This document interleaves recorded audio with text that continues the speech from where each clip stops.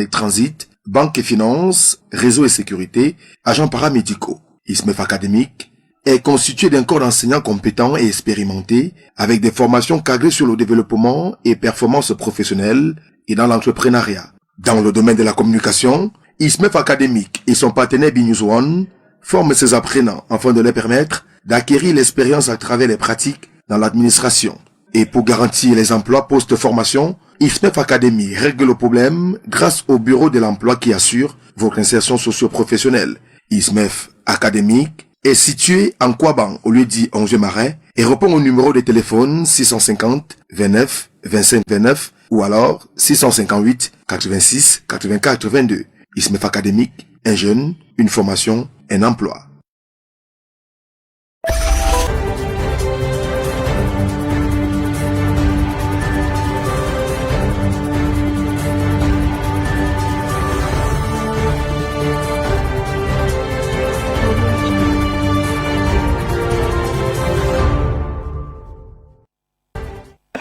Mesdames, Messieurs, bonjour à tous et merci de nous retrouver sur BNews 1. C'est votre programme dominical, le club qui démarre.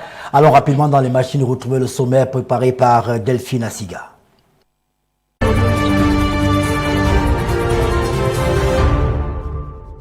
Mesdames, Messieurs, bonjour. Bienvenue au club. Un décret du chef de l'État camerounais Paul Biya portant sur un accord de près de 55 milliards de francs CFA pour les finitions du stade d'Olembe a laissé couler beaucoup d'encre et de salive cette semaine. Si certains se sont contentés des réactions sur la toile, l'honorable Nietzsche demande des comptes. Alors, question ce dimanche. Combien coûte le stade, voire le complexe d'Olembe, finalement à l'État camerounais? 55 milliards de francs CFA, le montant n'est-il pas élevé simplement pour des finitions? En quoi le complexe est-il différent d'un stade? Quelles conséquences la rupture du contrat de Pitini peut-elle avoir sur les chiffres actuels? Comment s'est opéré le montage financier du stade ou du complexe sportif d'Olembe? Le club s'interroge ce dimanche. Toujours dans le foot, alors que le vent semblait souffler en faveur du camp d'Albert Mbida dans la guerre des exécutifs à la FECAFOOT, la FIFA, à travers une lettre au TAS, légitime la position de Seydou Mbombo Djoya, co-président de la FECAFOOT, ce qui complique de plus en plus la situation. Nos experts décortiquent cette actualité. Et comment ne pas évoquer ce qui est considéré pour certains comme une très bonne nouvelle, la réforme du code électoral annoncée par Elections Cameroun. Je vous souhaite bonne émission en compagnie d'Ernest Obama.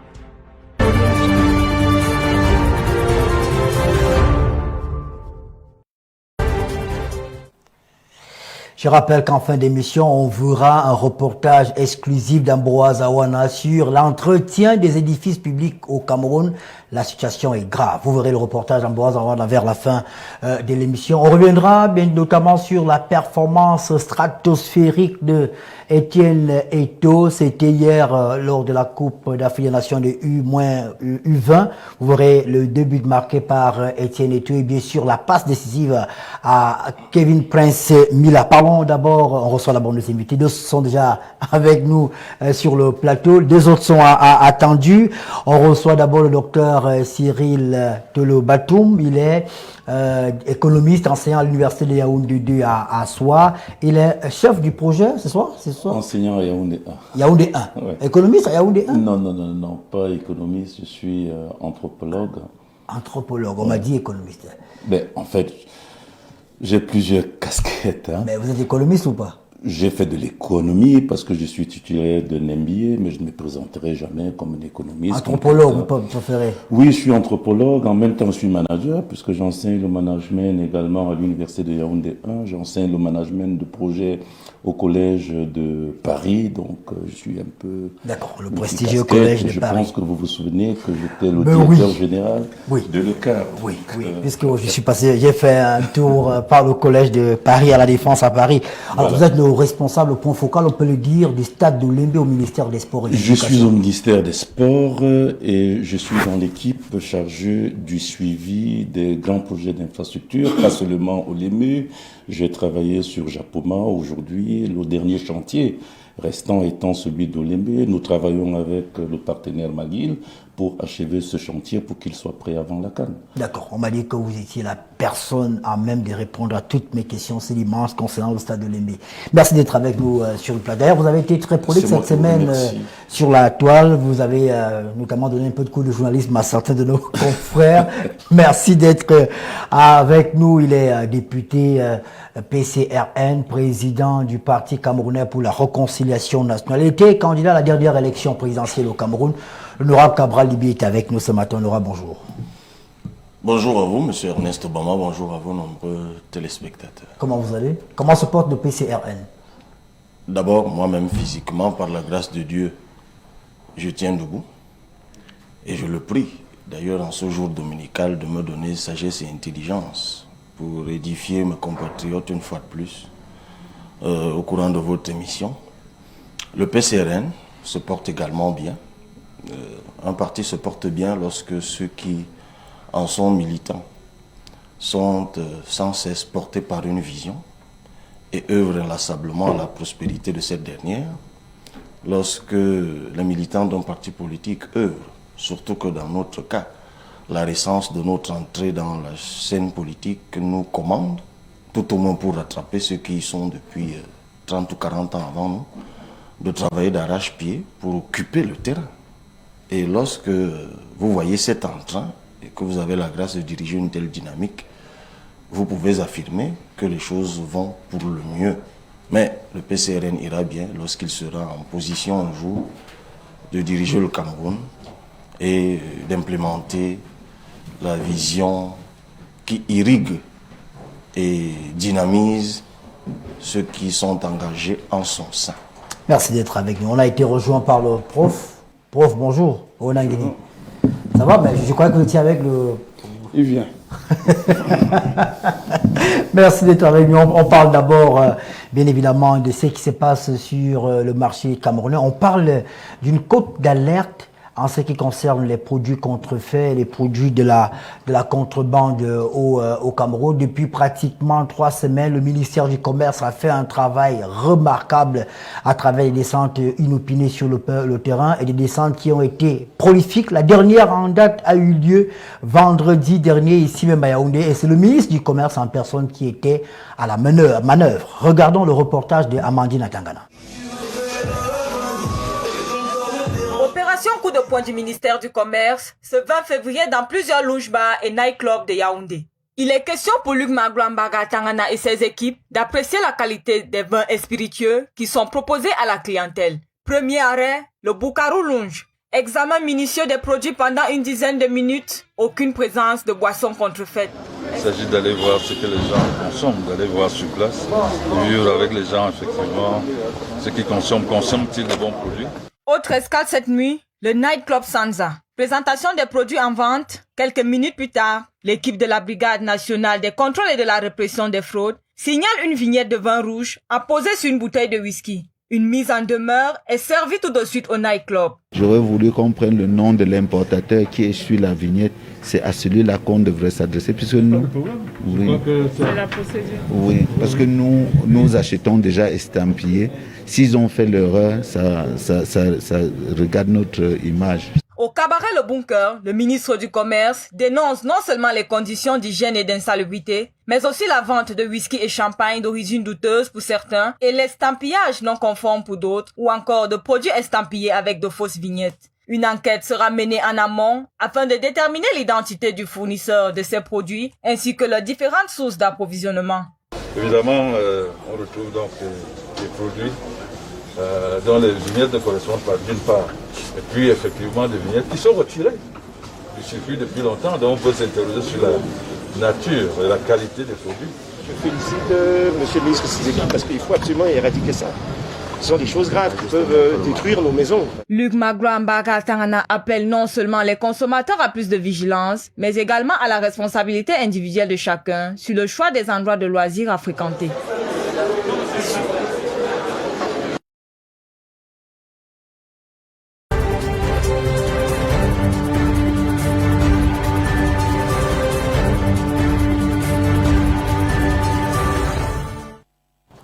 Merci Amandine Tangana pour cet excellent reportage. Je rappelle également qu'hier, la brigade des contrôles et de répression du ministère du Commerce a également mis la main sur des bandits à Douala qui manipulaient de manière très dangereuse des bouteilles de gaz. Une bouteille qui devait normalement peser 10 kilos a été ramenée à 3-4 kilos. Et la descente a permis donc de mettre la main sur ces autres bandits du côté de Douala.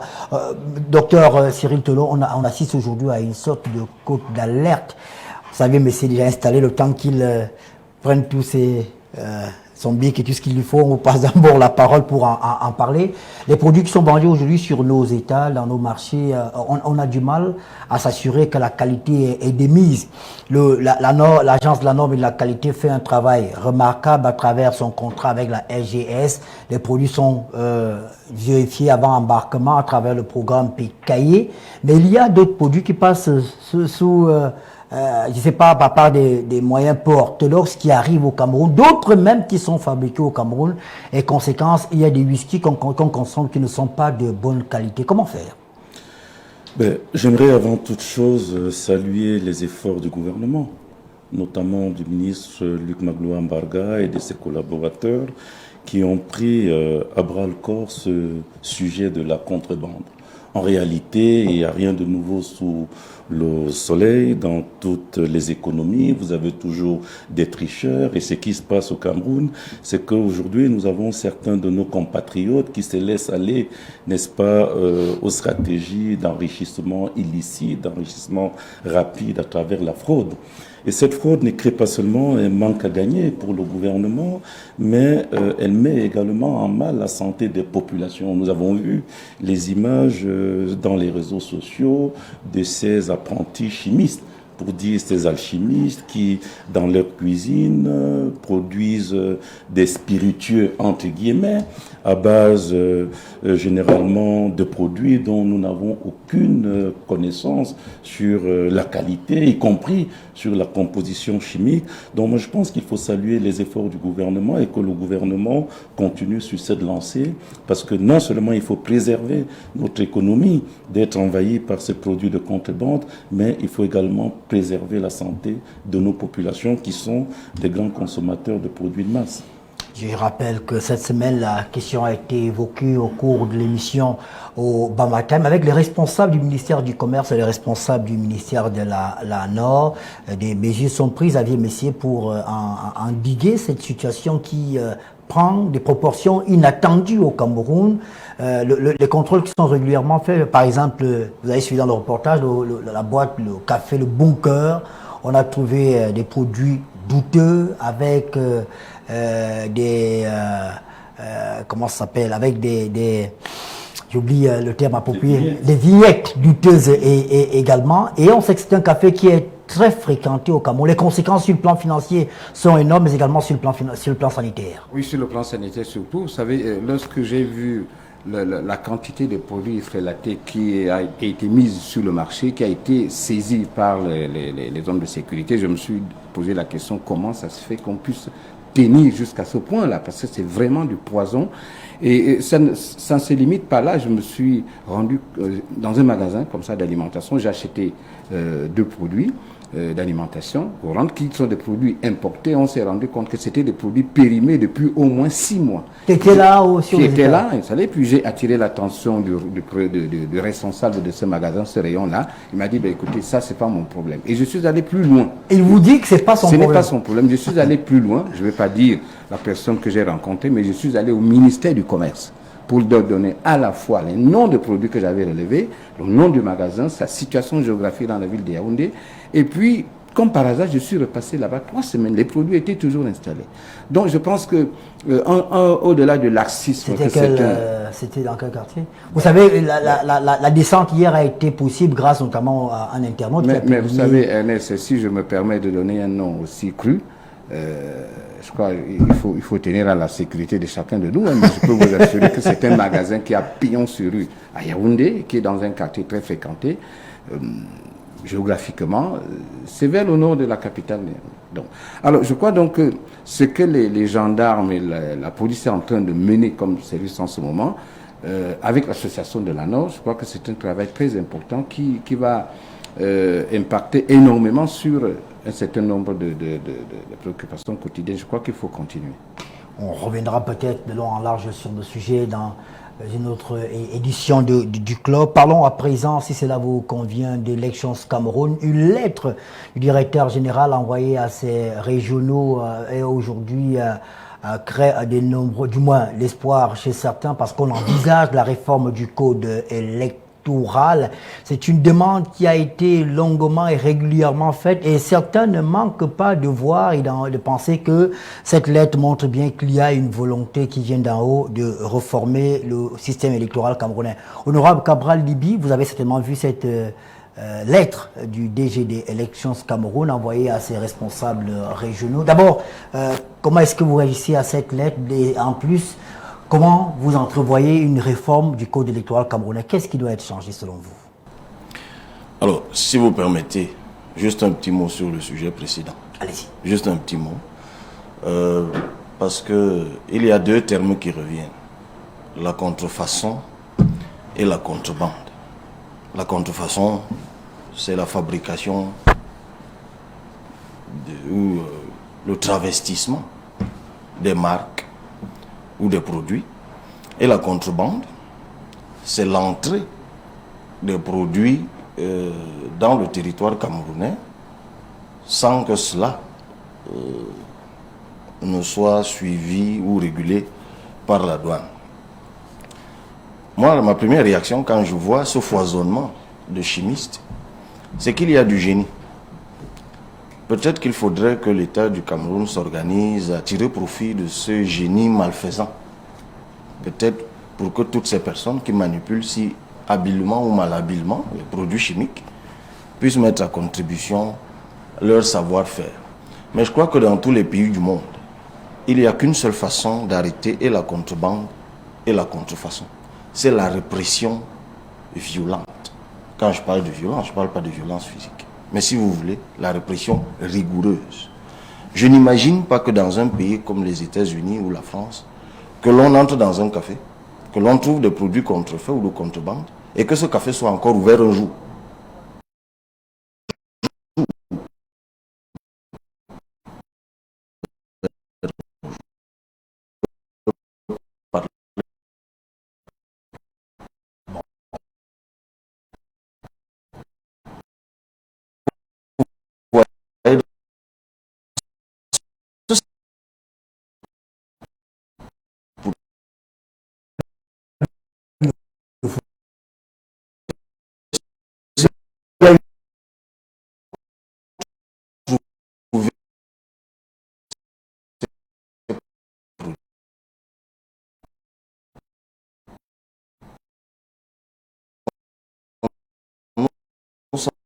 Question sanitaire, oui, au bout, ce sont nos vies qui sont détruites. Ces gens qui boivent ces liqueurs tombent malades par la suite. Des maux de tête, des maux de ventre, des AVC et tout ce que vous voulez. C'est des assassinats programmés d'une frange de la société camerounaise. Et on en parle comme ça, comme si c'était un sujet banal du dimanche. Et ça passe à la télé, et puis on lance des lauriers à un ministre du Commerce, comme s'il a fait quelque chose d'extraordinaire, parce qu'il est sorti à la télé dans la nuit avec un képi sur la tête. On est dans des affaires particulièrement graves, qui ne sont suivies d'ici d'aucune mesure particulièrement rigoureuse qui nous renseigne de ce que l'État du Cameroun prend à bras le corps, un sujet qui met en péril la vie des Camerounais. Vous savez, enfin, passons. Revenons à un jour, ce pays finira bien par être dirigé. Revenons. Il est quand même, il est dirigé le pays, pas quand même. Il y a un chef dirigé autrement. Ça vous autrement, oui, ça me convient, parce qu'il y a un président de la République qui a été élu par la majorité des Camerounais et qui dirige le pays. Allons-y, Cameroun. J'aurais pu ajouter autrement. Excusez-moi d'avoir oublié cet adverbe. Revenons au sujet que vous avez évoqué, celui de l'ECA. C'est une bonne chose. J'ai lu le document qui circule, où le directeur général de l'ECA me demande aux conseillers régionaux de faire des propositions. C'est absolument une bonne chose. Et je crois d'ailleurs qu'il a bien ciblé les nouveaux. Parce que je crois que s'il l'appelle Hilaire Kamga, Hilaire Kamga va lui apporter une brouette de propositions qu'il fait depuis des années. S'il m'appelle moi, je lui apporterai un pick-up de propositions faites depuis des années. Je crois que si Elekam relit ses propres rapports post-électoraux, parce que ce que beaucoup de gens ne savent pas, c'est que la plupart des rapports, tous les rapports qu'Elekam a toujours publiés après une élection, sont assortis à la fin de propositions de réforme du système électoral camerounais. Et la plupart du temps d'ailleurs, la plupart des propositions que nous évoquons dans les médias et dans d'autres documents sont reprises dans ce document d'Elekam. Donc, moi je suis à l'Assemblée, donc j'attends patiemment le document là-bas et j'espère que la majorité pourra suivre. Mais ce sur quoi moi je voudrais interpeller les Camerounais, je l'ai déjà dit, la révision du code électoral n'est pas une panacée pour l'alternance. Je le dis haut et fort. Je vous rappelle que l'un des systèmes électoraux les plus fiables au monde vient d'être à rude épreuve. Aux États-Unis. Les États-Unis d'Amérique. Mais ce n'était pas la première fois. Je crois que c'était la deuxième ou la troisième fois. Même en France, on a souvent eu des soupçons. Ce que je veux dire, c'est que dans des pays proches comme le Cameroun, on a une élection à 2 tours. Parce que les gens veulent parfois donner l'impression qu'il faut avoir une élection à 2 tours pour que tout change. Je vous dis bien, à l'une des frontières du Cameroun, vous avez un pays très proche, qui aura d'ailleurs une élection présidentielle très bientôt, d'un président qui est là depuis plus de 30 ans, où il y a un système à 2 tours, où il y a des machines, où il y a le vote électronique. Je vous rappelle qu'après tout ce qu'il y a eu en RD Congo, c'était bien une élection à 2 tours, c'était bien des machines avec un vote électronique. Ben, vous savez ce qui s'est passé là-bas, ça a fait le tour du monde. Il y a eu mort d'homme. Tant que ce sont des êtres humains qui manipulent ces choses, elles préserveront toujours leur part de faiblesse. Le problème du Cameroun, ce n'est pas le code électoral principalement, c'est la participation. C'est la participation. Je ne dirai jamais assez. C'est la participation. Le jour où, sur les 15 millions de Camerounais en âge de voter, nous en aurons 11, 12 inscrits sur les listes électorales. Le jour où ces 12 millions voteront et surveilleront leur vote, parce que je vous le rappelle encore, M. Ernest Obama, dans le système électoral actuel, il est autorisé à chaque parti politique qui participe à une élection, et si vous voulez à une présidentielle, à chaque candidat d'avoir un représentant dans chaque bureau de vote. Et contrairement à ce qu'on vous dit, parce que j'ai souvent suivi du genre, oui, c'est le PV de l'ECAM qui est fait foi. Comme si on pouvait imaginer un système juridique au monde où il n'y a pas le PV d'un organe public qui ferait foi. Non. Lorsque vous avez participé à une élection, et je sais de quoi je parle aujourd'hui, lorsqu'on va au dépouillement, que ce soit dans les commissions communales ou les commissions départementales, vous faites valoir vos PV. Monsieur Obama, si moi je suis député, c'est parce que dans ma circonscription, malgré tout ce que mon concurrent a essayé, en termes d'achat de conscience, de monnayage et tout ce que vous voulez, j'avais tous les PV de tous les bureaux de vote. Et dès le soir même du vote, j'avais publié les résultats. Et c'est ce que l'ECAM et le Conseil constitutionnel ont publié. Il n'y a donc pas de magie à cela. Je dis encore que si sur 25 000 bureaux de vote, nous sommes encore incapables, nous qui voulons diriger le Cameroun, donc 25 millions de Camerounais, et nous sommes incapables de trouver, je ne dis même pas 25 000 personnes, mais seulement 15 000. Ben vous imaginez ça, M. Obama. Vous voulez être président de la République, vous n'arrivez pas à mobiliser 15 000 personnes déjà. Mais n'allons pas loin. Seulement suffisamment de personnes pour surveiller le vote à Yaoundé, pour surveiller le vote à Douala, où il y a toutes les radios et toutes les télés du monde, où tout le monde est censé être éveillé. Mais on ne pourra pas y arriver. Alors, tant que les Camerounais ne s'inscrivent pas sur les listes électorales, ne bougent pas le petit doigt, et pensent que lorsqu'on aura rédigé un code électoral, vous pensez un seul instant, si vous ne voulez pas être naïf, que M. Paul Biya va vous rédiger un code électoral au matin, où toutes les lignes qui sont inscrites disent qu'il va perdre les élections. Mais écoutez, continuez à rêver. Ça n'existe nulle part. On est dans le rapport de force, et il faut que mes compatriotes qui m'écoutent comprennent qu'ils ont leur part de responsabilité. Quand j'ai dit le code électoral n'est pas la panacée, je n'ai pas dit que le code électoral ne sert à rien. Je n'ai pas dit que la révision du code électoral n'est pas importante. Parce que j'imagine déjà ce que les uns et les autres sont en train d'écrire ou de dire.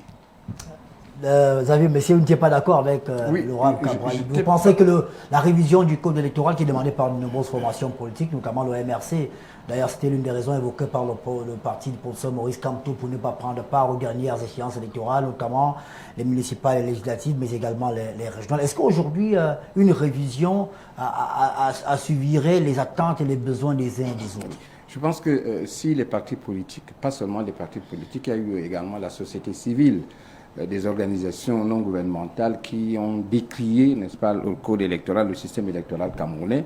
Si on a décrié, si les partis politiques se sont impliqués dans le système, ça veut dire tout simplement qu'il y avait quelque chose à réorganiser.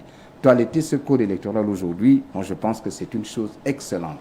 Alors maintenant, qui sera associé, qui sera appelé à participer à cette toilettage?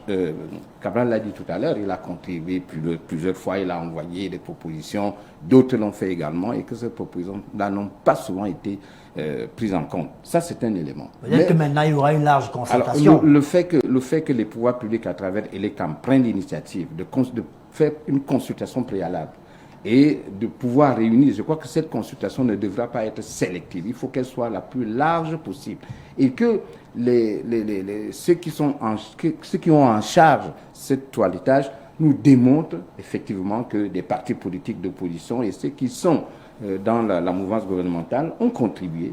Et il faut interroger, y compris des chefs traditionnels qui ont des choses à dire là-dessus. Ça, ce volet-là, je crois qu'il faut tirer un chapeau, n'est-ce pas, au pouvoir public qui veulent enfin toiletter ce code électoral. Maintenant, là où je ne suis pas entièrement d'accord avec Cabral, lorsque Cabral pense qu'il suffit que 15 millions de Camerounais sur 25 s'inscrivent et qu'il aille voter massivement pour que le vote soit transparent. Je ne crois pas, c'est une naïveté. Mais je pense tout simplement... Il n'a pas parlé de la transparence du vote. Mais il a dit je vous ai dit que ce qui est déterminant... Mais si je ne croyais pas à la révision du code électoral, je n'y aurais pas participé, je n'aurais pas fait toutes les propositions que je fais depuis des années avant même d'entrer en politique. Mais je vous dis que vous pouvez le réviser autant que vous le voulez. Ça a été le cas depuis 92 avec votre participation d'ailleurs. Ça n'a pas changé grand-chose d'ailleurs, ça s'aggrave alors que ça s'améliore. Non, Cabral est en train de nous faire comprendre ici qu'un raz-de-marée pour faire basculer une élection. C'est ma position. Oui, non. Mais un raz-de-marée dans un système électoral, dans un socle qui n'est pas propre, qui n'est pas transparent, qui n'est pas clair, vous ne pouvez rien faire. Parce que si le socle électoral n'est pas... Si vous avez des PV... Non, dites-moi, allons-y. S'il vous plaît, honorable. Non, je voudrais qu'on soit utile à ceux qui nous regardent. On est utile. Allons dans la pratique. Si vous voulez, que monsieur me dise, si un concurrent à une élection réussit à réunir les PV, en quoi ce code empêche qu'on dise qu'il a gagné? C'est compris. Je souhaite, s'il vous plaît, ça c'est vous gardez le micro, mais honorable, je souhaite que quand quelqu'un a la parole, qu'on l'écoute. Monsieur, allez-y. Lorsque l'honorable Cabral, je fais amende honorable. Il fait allusion à 92. Je n'ai pas participé en tant qu'acteur en 92, mais j'étais observateur. Mais je vais vous dire que l'élection de 92 est restée dans l'histoire du Cameroun. Parce que c'était un raz-de-marée. Il y avait un raz-de-marée, mais le résultat pourtant était là. Parce que le code électoral sur lequel reposait ce résultat n'était pas transparent, il n'était pas accessible à tout le monde. Moi, je suis convaincu, je reste convaincu qu'un raz-de-marée électoral sur un code électoral qui n'est pas transparent, qui n'est pas accessible, ne peut pas donner un résultat escompté. Ça, je voudrais mettre Cabral au défi. Je crois que vous ne vous comprenez pas. Cabral est d'accord que le code électoral n'est pas une panacée. Mais les deux doivent aller ensemble. Mais si le vote est sécurisé, si dans chaque bureau de vote, il y a quelqu'un qui a un PV et qui peut... Mais je pense, Ernest Ouama, vous n'avez pas suivi peut-être ce que j'ai dit en 92. Bon, d'accord, passons. Professeur Onanguini, c'est une démarche interne qui n'aurait même pas dû être rendue publique parce qu'aujourd'hui, c'est parce que le document a été publié sur les réseaux sociaux.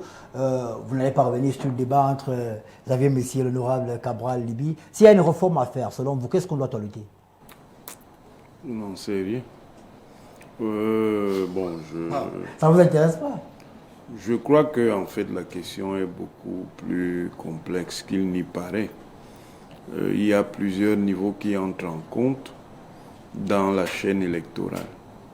Il y a la question de l'éducation électorale, il y a la sensibilisation électorale, il y a la mobilisation électorale, il y a l'organisation électorale, il y a la régulation électorale, il y a la participation électorale, il y a la codification électorale. C'est en combinant tout cela qu'on peut essayer, dans une certaine mesure, d'améliorer le dispositif, tout en tenant compte du fait que l'élection étant une compétition, évidemment, il y aura un choc d'intérêt entre les compétiteurs sur l'orientation à donner non seulement à la codification électorale, mais à donner à la régulation électorale et particulièrement sur l'aspect de l'arbitrage. Et le plus important, c'est de comprendre qu'aucun de ces volets ne fonctionne automatiquement et n'est mis automatiquement en compatibilité avec les autres. Ce n'est pas parce que vous aurez un code électoral qui serait relativement satisfaisant pour les partis que ça suffirait à mobiliser les électeurs. S'il n'y a pas au départ une éducation électorale significative qui dispose effectivement des moyens de pénétrer toute la société, la seule disposition d'un code électoral ne sera pas suffisante. Maintenant, il y a la question de la structuration électorale des différentes forces politiques en présence. Ce n'est pas quelque chose qui est très très très simple. Et l'une des grandes difficultés des formations d'opposition au Cameroun, c'est la couverture spatiale.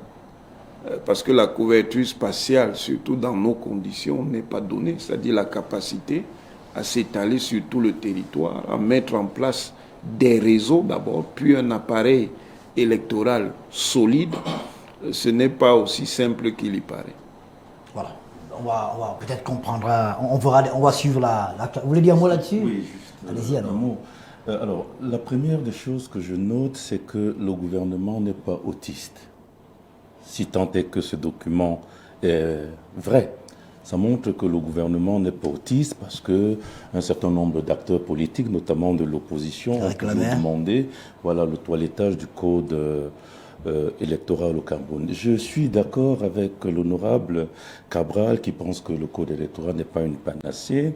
D'accord également avec mon collègue, le professeur Mathias Onangini, qui pense qu'il faut éduquer les populations. Mais j'aimerais insister sur une question, c'est l'aspect de l'offre politique. Vous pouvez avoir le meilleur code politique, le meilleur code électoral, mais si l'offre politique n'est pas attractive, vous n'allez pas attirer les électeurs. Et le problème de l'opposition camerounaise, c'est sa capacité à proposer une alternative crédible. D'abord, sa capacité à s'organiser et à proposer une alternative crédible. Est-ce que le problème n'est pas, je pense que l'honorable par Cabral Libye parlait d'un problème qui se situe en amont. Il faut déjà que les Camerounais s'inscrivent, parce qu'à quoi ça sert de présenter une offre politique à des Camerounais qui n'ont pas de carte d'électeur? Le lien entre l'offre politique et l'élection. Les citoyens sont suffisamment, je vous prie, prof, de ne pas être si insultants, ni à l'endroit de l'opposition dans laquelle vous n'êtes pas. Mais enfin, apparemment, quand on est universitaire, on peut aussi présumer de ce qui se fait là où on n'est pas. Je vous le concède. Et n'insultez pas non plus les citoyens. Vous ne votez pas pour tout le monde.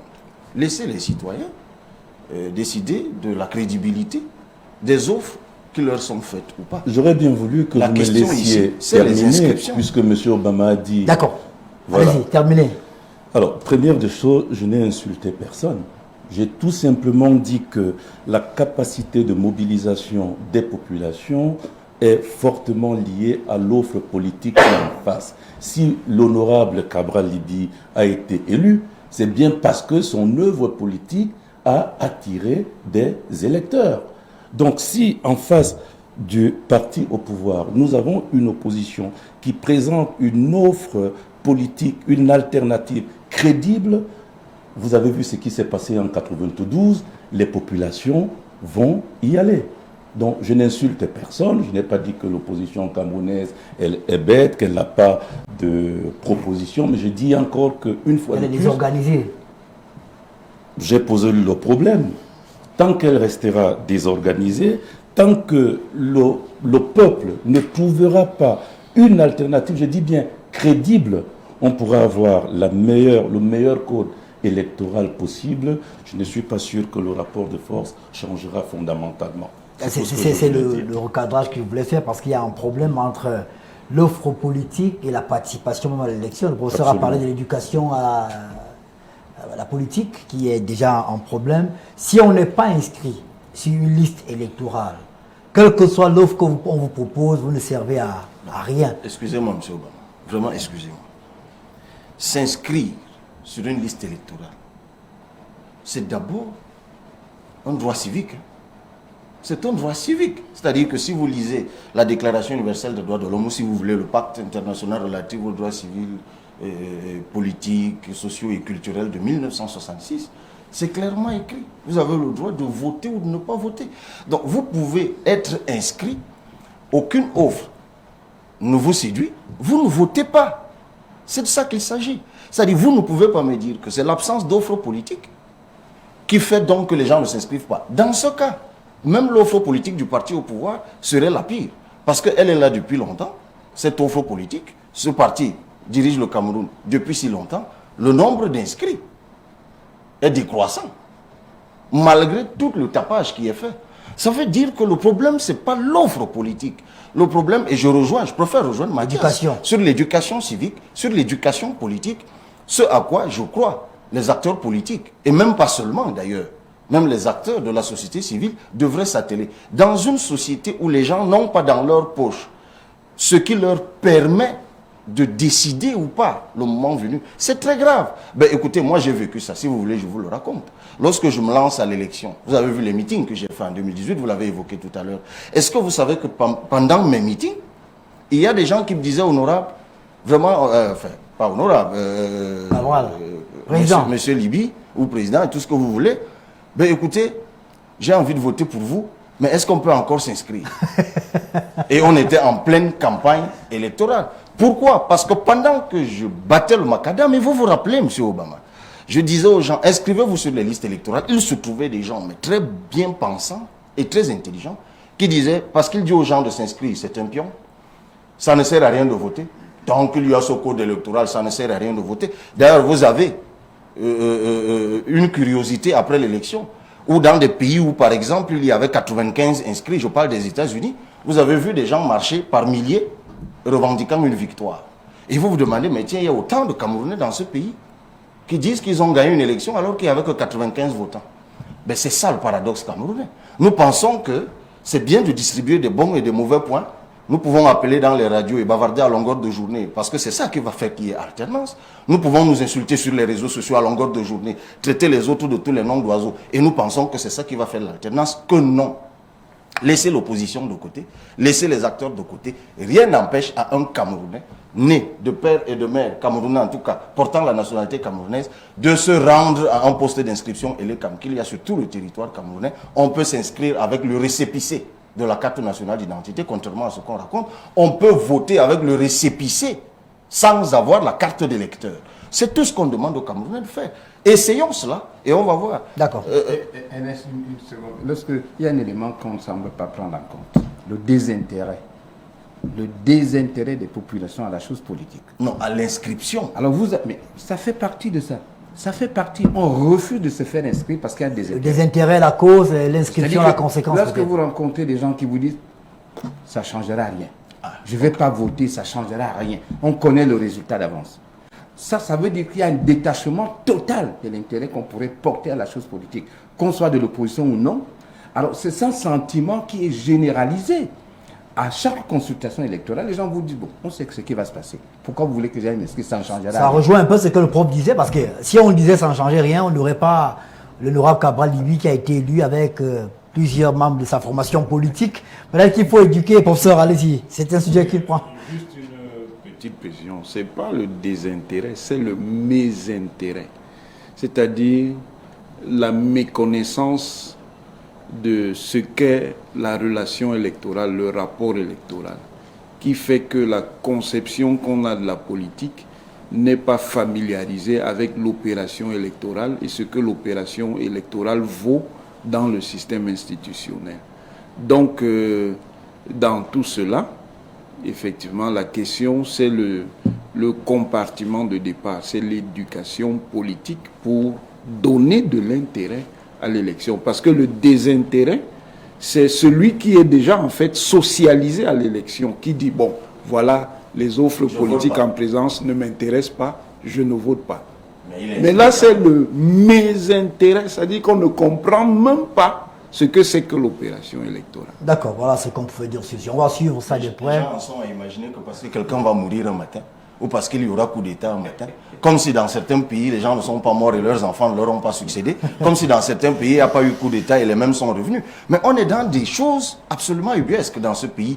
Dites aux Camerounais qu'ils ont leur part de responsabilité dans ce qui se passe au Cameroun, en tant que citoyens, qu'ils s'engagent non pas à militer dans des partis politiques, ça viendra à s'inscrire sur des listes électorales. Voilà ce qu'on peut dire. On va suivre de près cette actualité, professeur. Juste, maintenant, nous ouvrons notre cahier des sports qui est assez vaste ce matin. Allez, on parle d'abord de la performance stratosphérique en 3-4 minutes d'Etienne Neto à la CAN U20, c'est en Mauritanie. Le Cameroun s'est imposé 4 buts à 1 face aux Mozambicains avec un doublé d'Etienne Neto et bien sûr une passe décisive. Je pense qu'à la régie, normalement, on devrait avoir des murs d'images.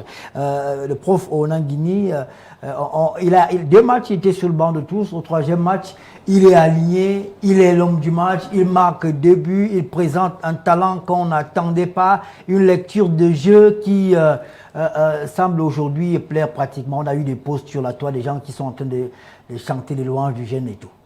Je pense qu'il faut être mesuré. Le jeune Héctor Pineda est encore en construction. Il a déjà un certain nombre d'aptitudes qui se voient, le toucher de balle, une très belle technique, un bon niveau de lecture de jeu, mais il a aussi encore des fragilités. Il a certaines fragilités psychiques. On voit que ce n'est pas nécessairement un battant. Il n'est pas suffisamment agressif encore. Et puis au plan physique, il est encore léger. Il me rappelle quand même... Pas logique avec son âge. Il a 18 me rappelle, ans. Oui. C'est vrai que le Cameroun a été accusé... À 18 ans, il y en a qui, à 18, avec les vrais 18 ans, sont déjà un peu plus structurés. Parce qu'il y a les vrais 18 ans et les faux 18 ans. Lui, c'est un vrai 18 ans, on est d'accord. C'est un vrai 18 ans. On est d'accord. Ça se voit. C'est un vrai 18 ans. Je pense que le gros obstacle qu'il aura, c'est déjà la comparaison au père. Parce que beaucoup de gens qui étaient dans sa situation ont eu ce problème. Je me rappelle de Jordi Cruyff. Tout le temps, on le comparait à son père et ça a miné sa carrière. Je crois qu'il doit... Voilà, les fils d'Abedi Pelé, André Ayou et son frère ont également connu la même difficulté. Je pense qu'il va falloir qu'il soit bien coaché. Je pense qu'il a de bonnes dispositions. Il faut travailler son côté psychique et puis il faut le muscler un peu plus. Il me rappelle, par le profil, il me rappelle le jeune Ronaldo. Mais maintenant, il faut qu'il travaille beaucoup pour être à la hauteur. Chacun va dire un mot sur le sujet. Et on se rend compte qu'aujourd'hui, quand on regarde le classement des meilleurs buteurs, les meilleurs ont 2 buts. Il y a deux Camerounais, tous fils de footballeurs. Il y a Sondé Junior, peut-être que les gens ne connaissent pas son père, c'est le fils de Jean Sondé. Et il y a également Eto. Et l'autre curiosité de cette équipe, c'est qu'il y a un qui s'appelle Kevin Prince Mila. Et c'est quand même incroyable, il a dansé comme Roger Mila en marquant son but. Allez-y, Honorable, chacun va dire un mot sur le sujet. Alors, d'abord, je félicite l'équipe et je félicite le jeune Héctor. Sauf que cette question de football me rappelle une autre. Vous savez, on a beaucoup de hautes personnalités dans notre pays qui ont fait leurs études au Cameroun, qui ont excellé au Cameroun, mais dont les enfants ont été scolarisés à l'étranger. Et c'est un paradoxe. Voilà que ça arrive au foot. Samuel Eto'o, pur produit footballistique camerounais, mais son fils dont nous sommes en train de parler est un produit étranger. Alors la question est au Cameroun, qu'est-ce qui se passe? Cette magie qui a fabriqué les génies sur le terroir camerounais il y a 30 ans, 40 ans, se serait-elle déplacée en Occident? Ou alors ceux qui ont tiré profit de cette magie n'ont pas su l'entretenir pour que leur propre progéniture puisse elle aussi, en tirer profit. C'est pour moi la grosse problématique qu'il y a derrière. Donc, je félicite le jeune Eto'o, et comme Mathias l'a dit, il va bien falloir qu'il se fasse au moins un prénom. Parce que le nom, il est fait. Il va falloir qu'il se batte pour qu'on puisse l'appeler au moins. Vous avez dit Pineda tout à l'heure. Étienne Pineda. Je pense qu'il ne pourra pas faire un grand Eto'o, ça c'est sûr. Même s'il jouait... Ah non, il peut le faire. Mais, il est jeune. Moi, je pense que si il travaille l'agressivité, c'est-à-dire qu'ils sont un peu plus combatifs, et puis la musculation, ça peut être un bon choix. Je pense que même son père, Samuel, au départ, n'était pas si agressif que ça. Parce que quand tu te souviens de ses premiers matchs avec l'équipe du Cameroun... Non, il a de bonnes dispositions, mais son gros obstacle, c'est son nom et le laxisme qui peut venir de son nom. Mais il a un potentiel. Docteur Sylvie, vous avez regardé le match chez moi? Oui, bien sûr. Comment vous l'avez trouvé? J'ai trouvé que c'était un match extraordinaire, 4-1. Moi, ça me pose un autre problème, c'est celui de la performance de nos équipes. Vous savez, nous sortons du CHAN, la déception, l'élimination en demi-finale contre le Maroc, puis la désillusion. Voilà. Ben, justement, là, nous avons une équipe qui a pris le temps de se préparer dans la sérénité. Et cette préparation et les résultats que nous avons aujourd'hui sont révélateurs du fait que lorsque l'environnement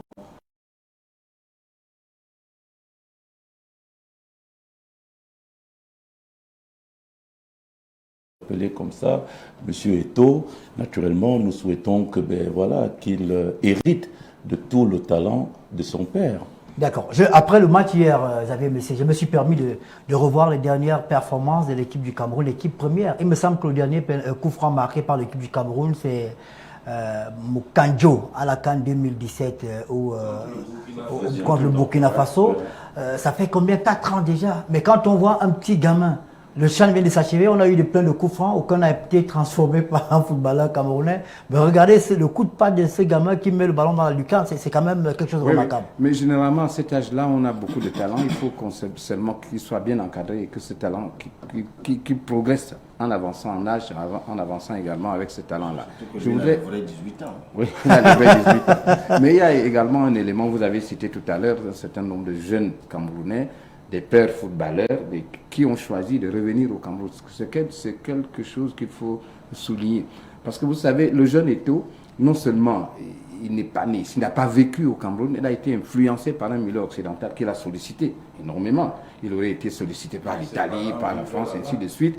L'influence du père et l'amour du pays a fait en sorte que ce jeune-là revienne au Cameroun pour jouer à l'équipe nationale, comme les autres que vous avez cités. Je crois que là, le mérite est non seulement à ces jeunes à qui on a développé le sentiment patriotique, et également aux parents qui ont su, parce que si ça n'avait pas été la participation des parents pour leur encadrement, on ne les aurait pas comptés sur nos jeunes de moins de 20 ans. Le prochain match, il démarre ou pas? Parce qu'on a l'impression quand même que c'est son nom qui était un handicap pour lui. Peut-être que l'entraîneur avait peur de ce que diront les autres. Mais là, sur le terrain... Deux petites précisions. Première précision, le fils Tchato, aussi qui est là-bas, et Étienne Eto'o avait été refusé pour les cadets en fonction des règles. Le mondial. Oui, le mondial des cadets. Mais vous avez vu qu'ils sont revenus. Parce qu'ils auraient pu, sur la base de cet échec, dire vraiment le Cameroun, ça ne nous intéresse plus. Et vous avez vu sa réaction quand il a marqué le but. Je pense que Samuel Eto'o a déjà réussi une chose, il lui a donné l'amour du Cameroun. Et ça, c'est bien. D'accord, voilà, c'est ce qu'on pouvait dire. C'est vrai qu'il y a beaucoup de fils de footballeurs qui réussissent. Hein. Ne parlons pas seulement de ceux qui ne réussissent pas. Il y a Alan, c'est un fils de footballeur, le joueur de Borussia Dortmund aujourd'hui. On fait pas. Il y a le petit Son qui a également signé à Paris FC, le fils de Rigobert Son. On espère qu'il aura une belle carrière comme son père. On reste en foot et sans transition. On parle enfin de la Fédération camerounaise de football. Et puis cette semaine, on a eu l'impression que le vent tournait en faveur du camp Albert Mbida, patatras. Une lettre de la FIFA indique clairement que le président actuel de la FECAFOOT, M. Seydou Mbombondjia, et la FIFA annonce d'ailleurs que les réformes sont en cours pour que l'élection ait lieu le plus rapidement possible. On parle d'une réunion importante qui aura lieu le 25 février prochain au Cameroun. Peut-on penser ce matin que le camp Albert Mbida a été désillusionné D'abord, le docteur Cyril Tolo. On n'a pas jusque-là eu la position du gouvernement sur la question. On ne sait pas s'ils sont avec le docteur professeur Albert Mbida ou pas, mais le professeur Albert Mbida a dit à la télé qu'il ne va pas se laisser faire, que seule la plus haute autorité du Cameroun pourrait l'amener à changer de position. Voilà, ça c'est, merci M. Obama, c'est la position du sénateur Albert Mbida. En ce qui concerne le ministre des Sports, je ne suis pas mandaté par lui pour parler spécifiquement de la question. Vous savez que c'est un professeur de droit. C'est un professeur de droit dont la position qui a toujours été la sienne, c'est que force doit rester à la loi. Force doit rester à la loi. Et s'il y a un camp que le ministre des Sports défend, c'est le camp des footballeurs. Il fera tout son possible. Le camp des footballeurs ou le camp de la loi? Des footballeurs. Les footballeurs sont de part et d'autre? Non, de nos jeunes qui jouent les championnats, qui depuis plus d'un an... Les footballeurs de la base. Voilà, de la base. Oui, mais pas les footballeurs qui se battent dans les tribunaux, non. Ces enfants-là qui sont là depuis plus d'une année, qui ne jouent plus, qui n'ont plus les gagne-pain, voilà la véritable préoccupation du ministère des Sports et du ministre des Sports aujourd'hui.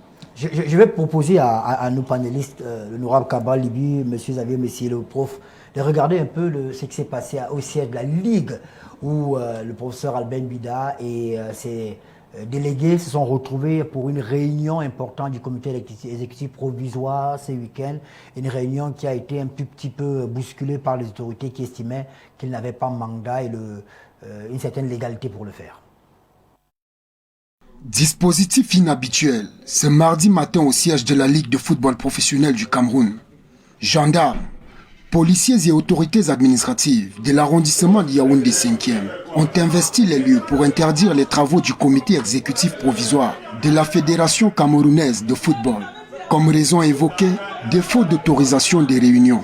Révolté, le comité exécutif provisoire, par la voix de son président, n'entend pas céder à l'intimidation. Demander pourquoi ils ne sont pas partis là où il y avait une assemblée générale, alors que ici c'était une réunion interne. Sur ce plan, je ne connais pas très bien les motivations de tout ce qui est ramdam, d'autant plus qu'ils sont arrivés, la réunion était déjà terminée. Mais je voudrais tout simplement dire, sauf décision de la plus haute autorité, je ne céderai à aucune pression. Commencer un peu plus tôt, 5 principaux points ont meublé les échanges de ce jour.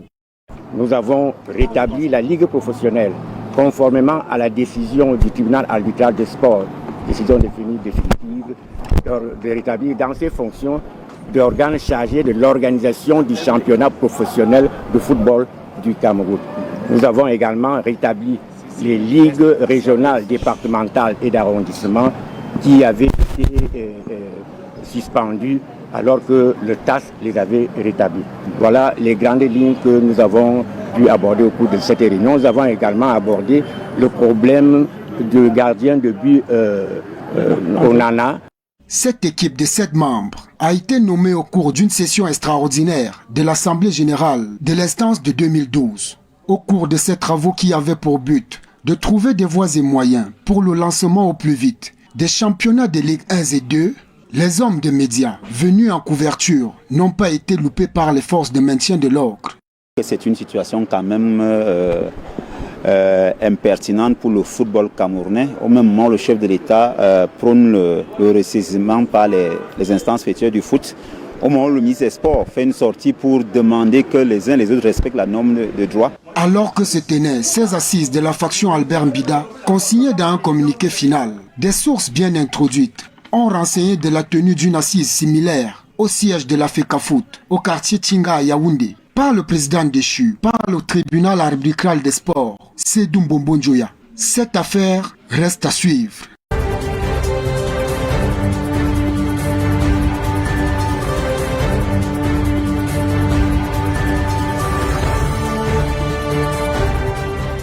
Merci à Franck Peck pour l'excellent reportage. Effectivement, il y a eu une autre assemblée, une autre réunion du comité exécutif. Celle-là s'est tenue au siège de la FECAFOOT. Prof Mathias Onanguini, à quoi peut-on s'attendre? La FIFA, à travers M. Véron, on prétend qu'il a des accointances avec certains responsables du Tinga. et que ces décisions sont toujours en faveur de la FECAFOOT. Du moins, pour le moment, c'est une lettre. Je suppose qu'il rapporte la décision de la FIFA qui légitime donc la présence de Seydou Mboudia à Tinga. Au même moment, le TAS a confirmé que c'est bien la Ligue de football professionnel du Cameroun qui doit organiser le championnat camerounais. À quoi peut-on s'attendre? Je pense que l'imbroglio est loin d'être terminé. On est en plein pala-pala et je crois que ça va continuer. En fait, le problème de fond, c'est celui que j'ai toujours indiqué, c'est la profonde factionnalisation du football camerounais et ses ramifications politiques. Voilà pourquoi ce conflit ne me semble pas être aussi facile que cela à résoudre, d'autant plus que l'État n'a pas choisi une position, et une position cohérente, parce qu'il y a une différence entre la position officielle qui peut être exprimée soit par le Premier ministre chef du gouvernement ou le ministre des Sports qui assure la tutelle sur la FECAFOOT, et puis la réalité des alliances qui fait que plusieurs membres du gouvernement sont de part et d'autre dans les factions. Et ça, c'est bien sûr. Mais c'est grave, c'est ce que vous dites. Non, mais c'est la vérité. Ce n'est pas un problème de c'est grave. On le voit. Et ça s'apparaît dans... Membres du gouvernement... Je dis qu'on le voit. Ça apparaît dans des positions contradictoires qui viennent pourtant de personnalités qui sont au gouvernement. Quel membre du gouvernement? Vous voyez, on vous dit une chose au niveau du Premier ministre chef du gouvernement, puis même au Premier ministère, un son différent vient quand le secrétaire général des services du Premier ministre parle. Et puis, on voit que la position qui peut venir de la présidence n'est pas nécessairement la même. Ensuite, le ministre des Sports, effectivement, lui, il est resté dans une logique où il dit c'est le droit qui doit triompher. Sauf qu'en fait, cette affaire depuis le départ n'a jamais été une affaire de droit. Le droit, en fait, n'est qu'un instrument que les différents groupes utilisent pour pousser leurs intérêts. Le problème, c'est que le désordre, il s'est généralisé à l'ensemble et la FIFA et le TAS y contribuent largement. Parce qu'il n'y a aucune valeur normative aux lettres que la FIFA présente ces jours-ci. Il y a des mécanismes, il y a des règles au sein même de la FIFA qui permettent de désigner l'équipe qui doit être désignée en pareilles circonstances et qu'ils appliquent leurs textes et ils mettent en place un comité de normalisation. Tout simplement, ils ne peuvent pas faire ce qu'ils font. Ça veut dire qu'ils sont de ceux qui alimentent le désordre dans le football camerounais. De l'autre côté, ceux qui sont dans le comité exécutif provisoire, bon, dans quelles conditions a été convoqué ce comité-là? Est-ce que les conditions étaient véritablement respectées? Là aussi, on voit qu'en fait, on agite le droit, mais ce qui est important, c'est les luttes d'intérêt. Le TAS a confirmé la Ligue, mais de l'autre côté, on vous dit que la Ligue a été dissoute par ses propres membres. Donc, vous voyez bien qu'on n'est pas sorti de l'auberge. Je rappelle que le reportage a été fait plutôt par Michel Ongba et non Frampek. Honorable Cabral Libye, c'est l'éternel recommencement. Certains parlent de mythe décisif à la fédération. Quand on pense être sorti d'affaire, il y a un rebondissement. Je confesse que cette semaine, en voyant les premiers éléments, j'ai eu l'impression que c'est le camp Albin Beda qui aura le dessus. Malheureusement, la position de la FIFA est venue me confondre. Il y a d'autres choses qui vous ont échappé qui montraient que c'était peut-être dans l'autre sens aussi. Je suis péremptoire sur la question. La solution se trouve entre les mains du président de la République. J'ai été heureux d'apprendre sur ce plateau que son ministre n'a eu de cesse de dire que force, j'ai noté, force doit être à la loi. Et je crois que la première chose qui alimente le désordre de la FECAFOOT depuis bientôt 9 ans, c'est la violation de la loi. Je crois que si à chaque fois, le TAS a annulé des élections qui ont eu lieu à la FECAFOOT, ça s'est passé. Si à chaque fois, le TAS a annulé des statuts qui ont été adoptés à la FECAFOOT, c'est que le TAS, qui est donc un tribunal, c'est-à-dire une instance qui dit le droit et qui veille à ce que ce qui est fait dans le football ou dans le monde sportif soit conforme à la loi, ça veut donc dire que ceux qui n'ont jamais eu gain de cause, c'est eux qui violaient la loi. C'est une question de principe, je n'invoque même pas encore les acteurs. Comment ça se fait-il donc une fois, 2 fois, 3 fois, on annule des textes pour non-conformité à la loi une fois, deux fois, on annule des élections pour non-conformité à la loi. Et on me dit qu'il y a un ministre des Sports qui dit que force doit rester à la loi. Soit ce ministre des Sports,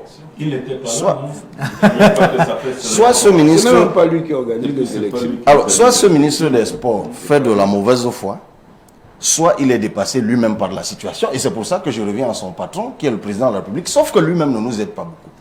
J'ai écouté son discours récemment, c'était le 10 février, lorsqu'il appelait les acteurs du foot à se ressaisir. Alors, pour moi, ce propos, qui, au mieux, se rapproche du ponce-pilatisme, et au pire, de l'aveu d'impuissance, est tout simplement confusionnel. Parce que vous ne pouvez pas demander à deux blocs, dont l'un a toujours eu gain de cause lorsqu'il va au tribunal, et l'autre a toujours perdu la cause lorsqu'ils sont allés au tribunal, vous leur demandez à tous les deux de se ressaisir. Sauf qu'actuellement, moi je laisse même cet aspect des choses, on a un problème qui nécessite absolument l'arbitrage du président de la République, et je rejoins Mathias, c'est la dernière sentence du TAS. C'est une sentence qui, dans son dispositif, dit que l'équipe qui est à la FECAFOOT ne doit plus y être, mais dit dans l'exposé des motifs, paragraphe 235, que cette équipe qui ne doit plus être doit rester. Voilà exactement ce que dit cette décision du TAS. Et qu'a fait la FIFA? La FIFA s'est engouffrée dans la faille qui a été ouverte par le TAS. La FIFA dit au TAS, ok, vous avez dit, vous au TAS, que ces gens ne doivent plus être là. Mais vous avez aussi dit qu'ils peuvent rester là. Alors moi, je choisis de les maintenir là. La FIFA, sur ce coup, j'ai envie de dire, n'applique que la sentence du TAS. Elle aurait pu agir différemment si elle voulait, elle aussi, régler le problème, comme Mathias le disait tout à l'heure, en mettant en place un comité de normalisation. Mais on connaît aussi le sort qui a été réservé au comité de normalisation dans ce pays. Je crois qu'il y en a eu un qui est revenu 2 fois et un deuxième qui lui-même est revenu 2 fois.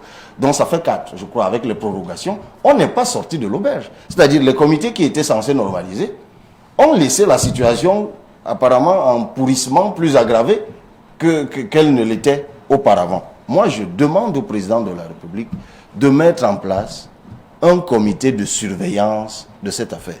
Peut-être pas de normalisation. Ce comité ne va pas s'ingérer dans le football.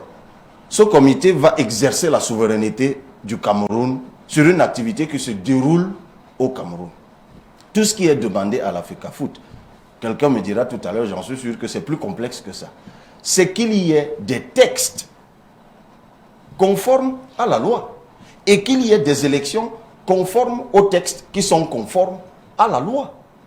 Monsieur Obama, prenez l'affaire par le bout que vous voulez. La seule chose qui fait qu'on ne fasse pas des textes, c'est que les gens ont peur des textes qui sont conformes à la loi. Et ces gens qui ont peur des textes qui sont conformes à la loi, ce ne sont pas des acteurs de football de premier plan. Ce sont des ministres, ce sont des DG, ce sont des élus, ce sont des hauts cadres de la République qui ont depuis des années toujours tiré profit du football sans jamais l'avoir joué même dans un 2-0. Voilà la vérité du foot. Et je pense que le président de la République, qui est garant de l'état de droit, parce qu'un état de droit, c'est celui dans lequel règne le droit et la justice. Lui qui est garant de l'état de droit peut aujourd'hui décider. C'est pour ça que lorsqu'il demande aux gens de se ressaisir, j'ai envie de lui dire non, monsieur le président de la République, prenez vos responsabilités. Et moi, en tant qu'élu du peuple, député de la nation, je le dis solennellement, je suis disposé à faire partie de ce comité ou de cette commission de surveillance. On va quand même vers une canne. À moins que les intérêts du président de la République se soient déplacés. Vous savez, le président Biya, il est resté suffisamment longtemps pour que nous apprenions à le lire. Vous savez, avant, ce qui l'intéressait dans le football, c'était les victoires. Maintenant que ce ne sont plus les victoires, apparemment, ce sont les stades. Bon, alors, s'il nous dit que désormais, lui, ses compétitions internationales, c'est les beaux stades, mais dans ce cas, n'attendez pas de lui qu'il résolve le problème. Puisque de toute façon, il vous en a offert de beaux. Vous avez joué votre chance sans jamais avoir de championnat, il s'en foutait royalement. Vous allez avoir une canne bientôt. On va parler tout à l'heure du stade olympique qui a encore un caillou dans sa chaussure. Une fois qu'il vous l'aura livré après 55 milliards de plus ou 70, bah, il finira bien par y arriver. Vous aurez donc un autre stade qui sera très beau. Et lui, il aura gagné sa canne en disant, ben, je vous ai donné des stades. Mais alors, il faut que le président de la République nous dise s'il est toujours dans l'aspect football qui se joue sur le terrain dont il était si fier. et pour lequel il nous a laissé d'ailleurs en héritage des phrases très bien. Un seul mot, continuez, tout ce que vous voulez. Ou alors il est aujourd'hui dans les stades, auquel cas nous tous, ce ne sera pas mes intérêts, mais cette fois Mathias, c'est un réel désintérêt. Nous allons suivre le président, on ne va plus parler de foot, et puis on va laisser Albert Mbida bagarrer comme il peut avec la police et Bonbon Joya, et puis un matin ils mettront le feu, ils feront ce qu'ils voudront, au moins il reviendra pour rétablir l'ordre public. Non, c'est le président de la République, trêve de blagues. Prenez vos responsabilités et il y a des citoyens, moi j'en fais partie, qui sont disposés à vous accompagner pour que dans de brefs délais, nous sortions quand même de cette mare nauséeuse qu'est devenue le football au Cameroun. Xavier Messi, est-ce qu'il y a une proposition? Certains estiment qu'on peut laisser la gestion de la FECAFOOT au Comité national olympique et sportif du Cameroun pendant 3 mois et organiser des élections. Il y a le comité de surveillance qui vient d'être proposé par l'honorable Cabral Libi, parce que la guerre aujourd'hui, on n'est pas loin d'en sortir. L'un des problèmes que le Cameroun connaît, c'est la gestion de ces structures. Vous savez, la Fédération camerounaise de football a posé depuis plusieurs décennies d'énormes problèmes de fonctionnement. Qu'il s'agisse de la Ligue de football, qu'il s'agisse de la Fédération camerounaise de football, ce sont des structures, ce sont des démembrements de l'État. L'État accorde une certaine... donne à ces structures un pouvoir pour le suppléer. Cela signifie que la FECAFOOT, la Ligue, tout ça ne sont pas des structures au-dessus de l'État. L'État leur a donné un certain pouvoir. Et si on constate à un moment donné que la FECAFOOT est un éternel problème, Cabral vient de le dire, un éternel problème pour des intérêts que certains veulent peut-être protéger, ou alors par incompétence totale, je crois qu'il faut tirer les leçons. On a vu des pays comme le Nigeria dissoudre la Fédération nigériane de football parce qu'il y avait du désordre. Il n'était pas le seul. Beaucoup l'ont fait. Alors si on choisit de laisser le désordre s'installer pendant des dizaines d'années, au point où c'est la FIFA, c'est la CAF, c'est le TAS qui doivent venir jouer, régler nos problèmes internes, ça veut dire tout simplement ce que Cabral a dit tout à l'heure, où il y a du conspiratisme volontaire, où il y a de l'incompétence. Parce qu'on ne peut pas comprendre cela. Qu'est-ce qu'il faut faire? Vous avez dit, Cabral l'a dit, il a répété plusieurs fois. Lorsqu'on constate qu'il y a un désordre dans une structure de l'État, cette fédération camerounaise de football n'est pas... est dans un territoire avec des structures, avec des lois, avec des règlements. Et lorsqu'on constate qu'il y a ce désordre-là, qui n'est pas de nature à entretenir la belle image du Cameroun à l'extérieur, le Cameroun est une grosse nation de football en Afrique, mais paradoxalement, à nos structures, à notre fonctionnement, on fait piètre figure. Je pense que c'est là où je suis entièrement d'accord avec Cabral. Il faut quelqu'un pour frapper du poing sur la table. Mais je vais vous dire, ça je pense ça sur moi, il ne frappera pas du poing sur la table. Parce que ce désordre-là est parfois une option politique. Non, vous n'allez pas... Mais je suis désolé. Vous croyez vraiment que c'est une option pour le président? Je dis, je pense... Il ne demanderait pas aux gens de se ressaisir. Non, mais alors quand on dit ressaisir, vous savez dire quoi? Rien du tout. Puisqu'il connaît les problèmes. On ne dit pas ressaisissez-vous, on dit j'ordonne que dans un délai de temps, telle chose doit être faite. Si ce n'est pas fait, on identifie des personnes qui constituent des obstacles et on les sanctionne ou on les met de côté. Alors lorsqu'on dit ressaisissez-vous, les mêmes personnes à qui on demande de se ressaisir sont les mêmes qui ont mis du désordre, sont les mêmes qui sont incompétents. Comment vous pouvez leur demander de résoudre des problèmes qu'ils ont créés ou qu'ils ne savent pas gérer? La seule personne quitte à mettre complètement à ras ces structures, on revient à zéro. Ou alors, on crée ce comité-là, sans tenir compte de qui que ce soit, on repart à zéro. Parce que tant que le président de la République n'aura pas frappé du poing sur la table, vous aurez encore les mêmes problèmes. Qu'est-ce qui s'est passé lorsque le président de la République avait demandé instamment qu'on réinstalle le général Semengue dans ses fonctions? Qu'est-ce qui s'est passé? Rien. On est revenu à la carte de départ. Donc, ces désordres-là, moi je suis désolé de le dire, j'insiste là-dessus, ces désordres-là, il y en a qui tirent profit de ces désordres et ils n'ont aucun intérêt à ce que ces désordres-là puissent disparaître. Docteur Cyril, on va sortir par votre intervention sur la question. Au-delà du désordre qui est orchestré, il y a quand même l'image. Le professeur Albert Mbida est sénateur, nommé par le président de la République. Seydou Bombodjoya est conseiller spécial, l'un des conseillers du secrétaire général du comité central du RDPC. C'est un fils d'un baron du régime proche du chef de l'État. Tout cela devait embarrasse normalement le chef de l'État. Ben, Avant de répondre à votre question, c'est pas une question, c'est oui, juste non, à votre observation, à votre observation, non, votre observation. J'aimerais lever quelques équivoques terminologiques que j'ai entendus ici. L'honorable Libye a subrepticement laissé penser ou laissé croire que le ministre des Sports serait responsable du désordre actuel, parce que désordre il y a.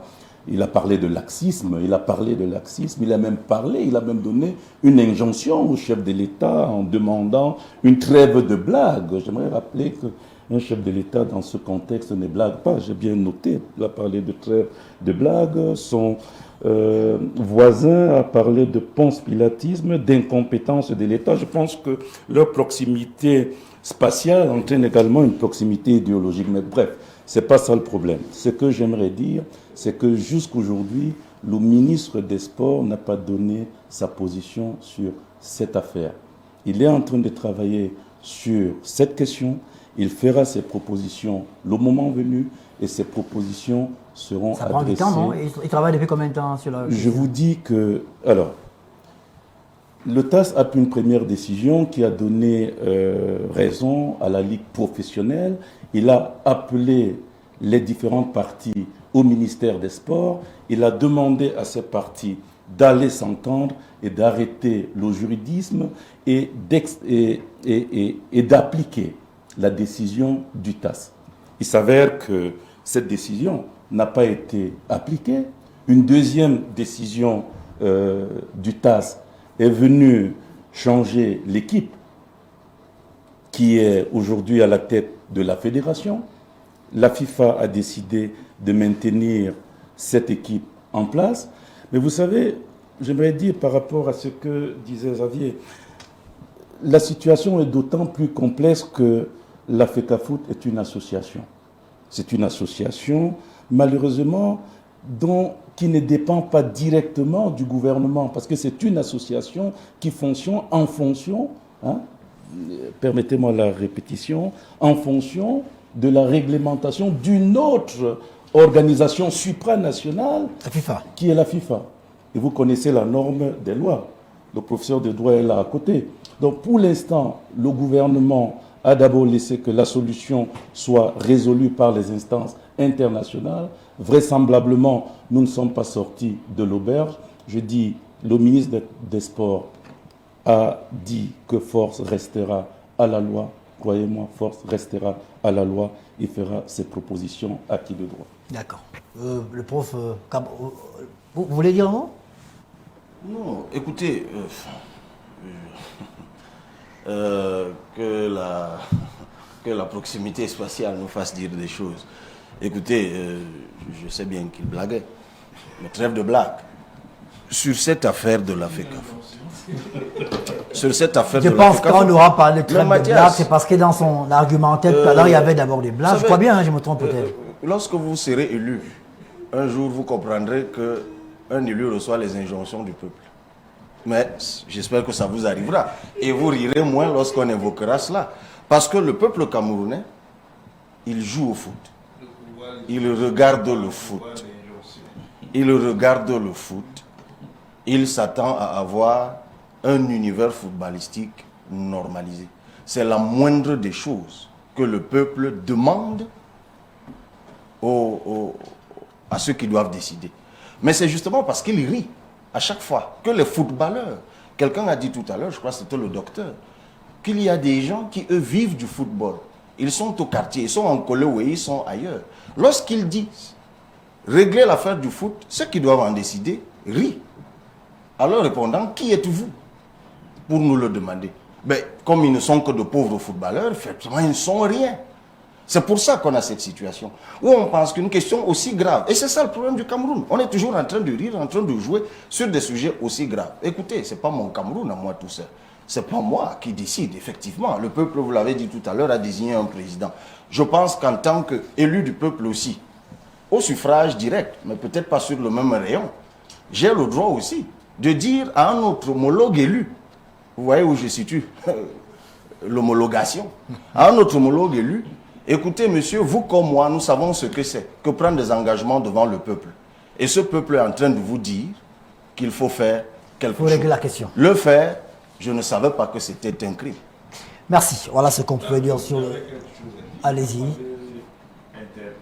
Je dirais d'abord à l'honorable Cabral Libi que le pouvoir législatif n'est pas un pouvoir d'injonction, c'est un pouvoir de normation, ce n'est pas la même chose.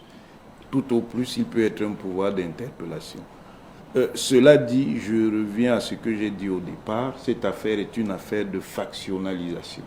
C'est sur le terrain politique que ça peut être réglé. Ça n'a rien, depuis le départ, à voir avec le droit. Sauf que les partis sont de mauvaise foi, et c'est toute la difficulté de l'affaire. Depuis la première normalisation, on a essayé de mettre en place un consensus politique, parce que le problème est politique. Certains partis ont fait défaut. Ce sont les mêmes partis aujourd'hui qui ont souvent eu certaines procédures en leur faveur, qui continuent à poser problème. Donc, et c'est là où la FIFA ne nous sert pas, parce que c'est ce qui est le plus important. Parce que ce que la FIFA est en train de faire va compliquer le problème. Parce que la FIFA crée une contrainte supplémentaire au Cameroun. Si le Cameroun intervient, elle va dire c'est de l'ingérence. Donc le gouvernement camerounais se retient d'intervenir. Maintenant, la solution que la FIFA propose n'est pas conforme à ses propres mécanismes. Donc ça veut dire que si on rentre à nouveau dans ce rail-là, on va se retrouver confronté à de nouveaux problèmes. D'accord, on peut en parler à présent de la FIFA applique la sentence la du TAS. polémique. Elle applique la sentence du TAS. S'il vous plaît. Aucune règle en matière de théorie du droit ne peut justifier qu'on ne tienne pas compte du dispositif et qu'on revienne à la chaîne de motivation pour justifier une interprétation qui est abusive. Merci, c'est compris. On va d'abord parler du stade de l'Olembe, mais avant, si vous le permettez, si on est tous d'accord, on va respirer en regardant ce reportage de ce qui s'est passé hier à la paroisse du Tudio sanctuaire marial des Toudi. C'était la rencontre des communautés Etoudi, Etulu, Yetotan, Etundu. C'est des communautés... et tout ça revient aux mains parce que ce sont les étudiants. La cérémonie a eu lieu, donc il y a eu une messe d'action de grâce présidée par le représentant du chef de l'État, le ministre et directeur du cabinet civil. On regarde ça et derrière on parle de la polémique autour du stade Olembe. Le ministre directeur du cabinet civil de la présidence de la République, Samuel Mvondo Yolo, fidèle collaborateur du chef de l'État, par ailleurs son représentant personnel à cette célébration eucharistique, est resté attentif aux propos liminaires de l'homélie délivrée par l'archevêque métropolitain de Yaoundé à l'occasion de cette messe avec le peuple étoudi du Cameroun. La grande famille étoudi a reçu de Dieu de célébrer ce jour son identité, sa vocation comme peuple de Dieu. Les Étoudis dans toutes leurs composantes confessent et confirment qu'ils sont un seul peuple à travers toute l'étendue du territoire national. C'est le peuple uni et voulu par Dieu qui les a fait et étudie. Voilà donc pour nous tous, en ce jour solennel, un très grand motif d'action de grâce. À travers cette messe pontificale, le grand ensemble étoudi, constitué des foyers Yetotan, Esakoy, Etuli, Etulu, Yeyan, Etundu et Etoudi, va élever des prières qui s'ouvrent à tout le Cameroun pour plus de paix et de prospérité. L'acte de piété des étoudis en cette période pascale présente également à Dieu les lourdes responsabilités du chef de l'État Paul Biya, leur petit-fils, né de mère Yetotan, un foyer étoudi du département du Djaïlobo, région du Sud.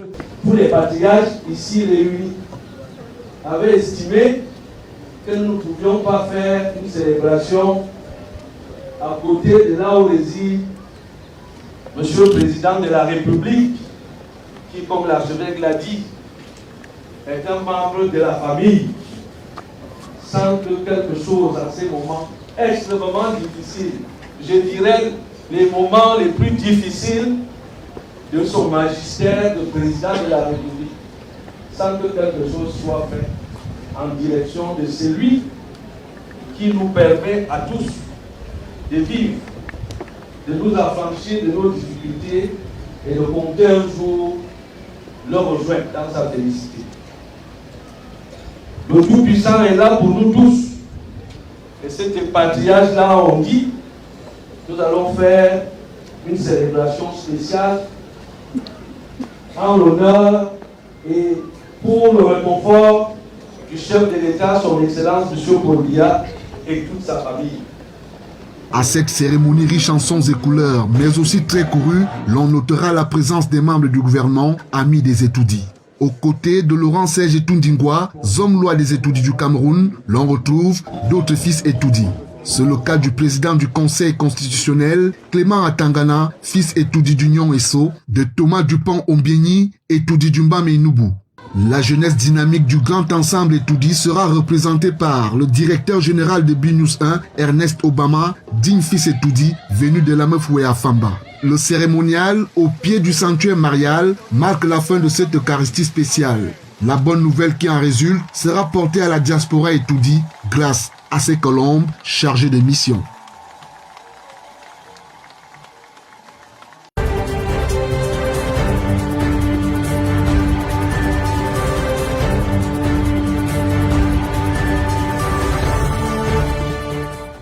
Voilà, je rappelle qu'à Yaoundé, on les appelle Etoudi. Dans le sud Cameroun, c'est Yetotan. Ils sont à Ebolovasi, à Koumyetotan. Dans le Mbam, à Ndiki, on les appelle Etundu.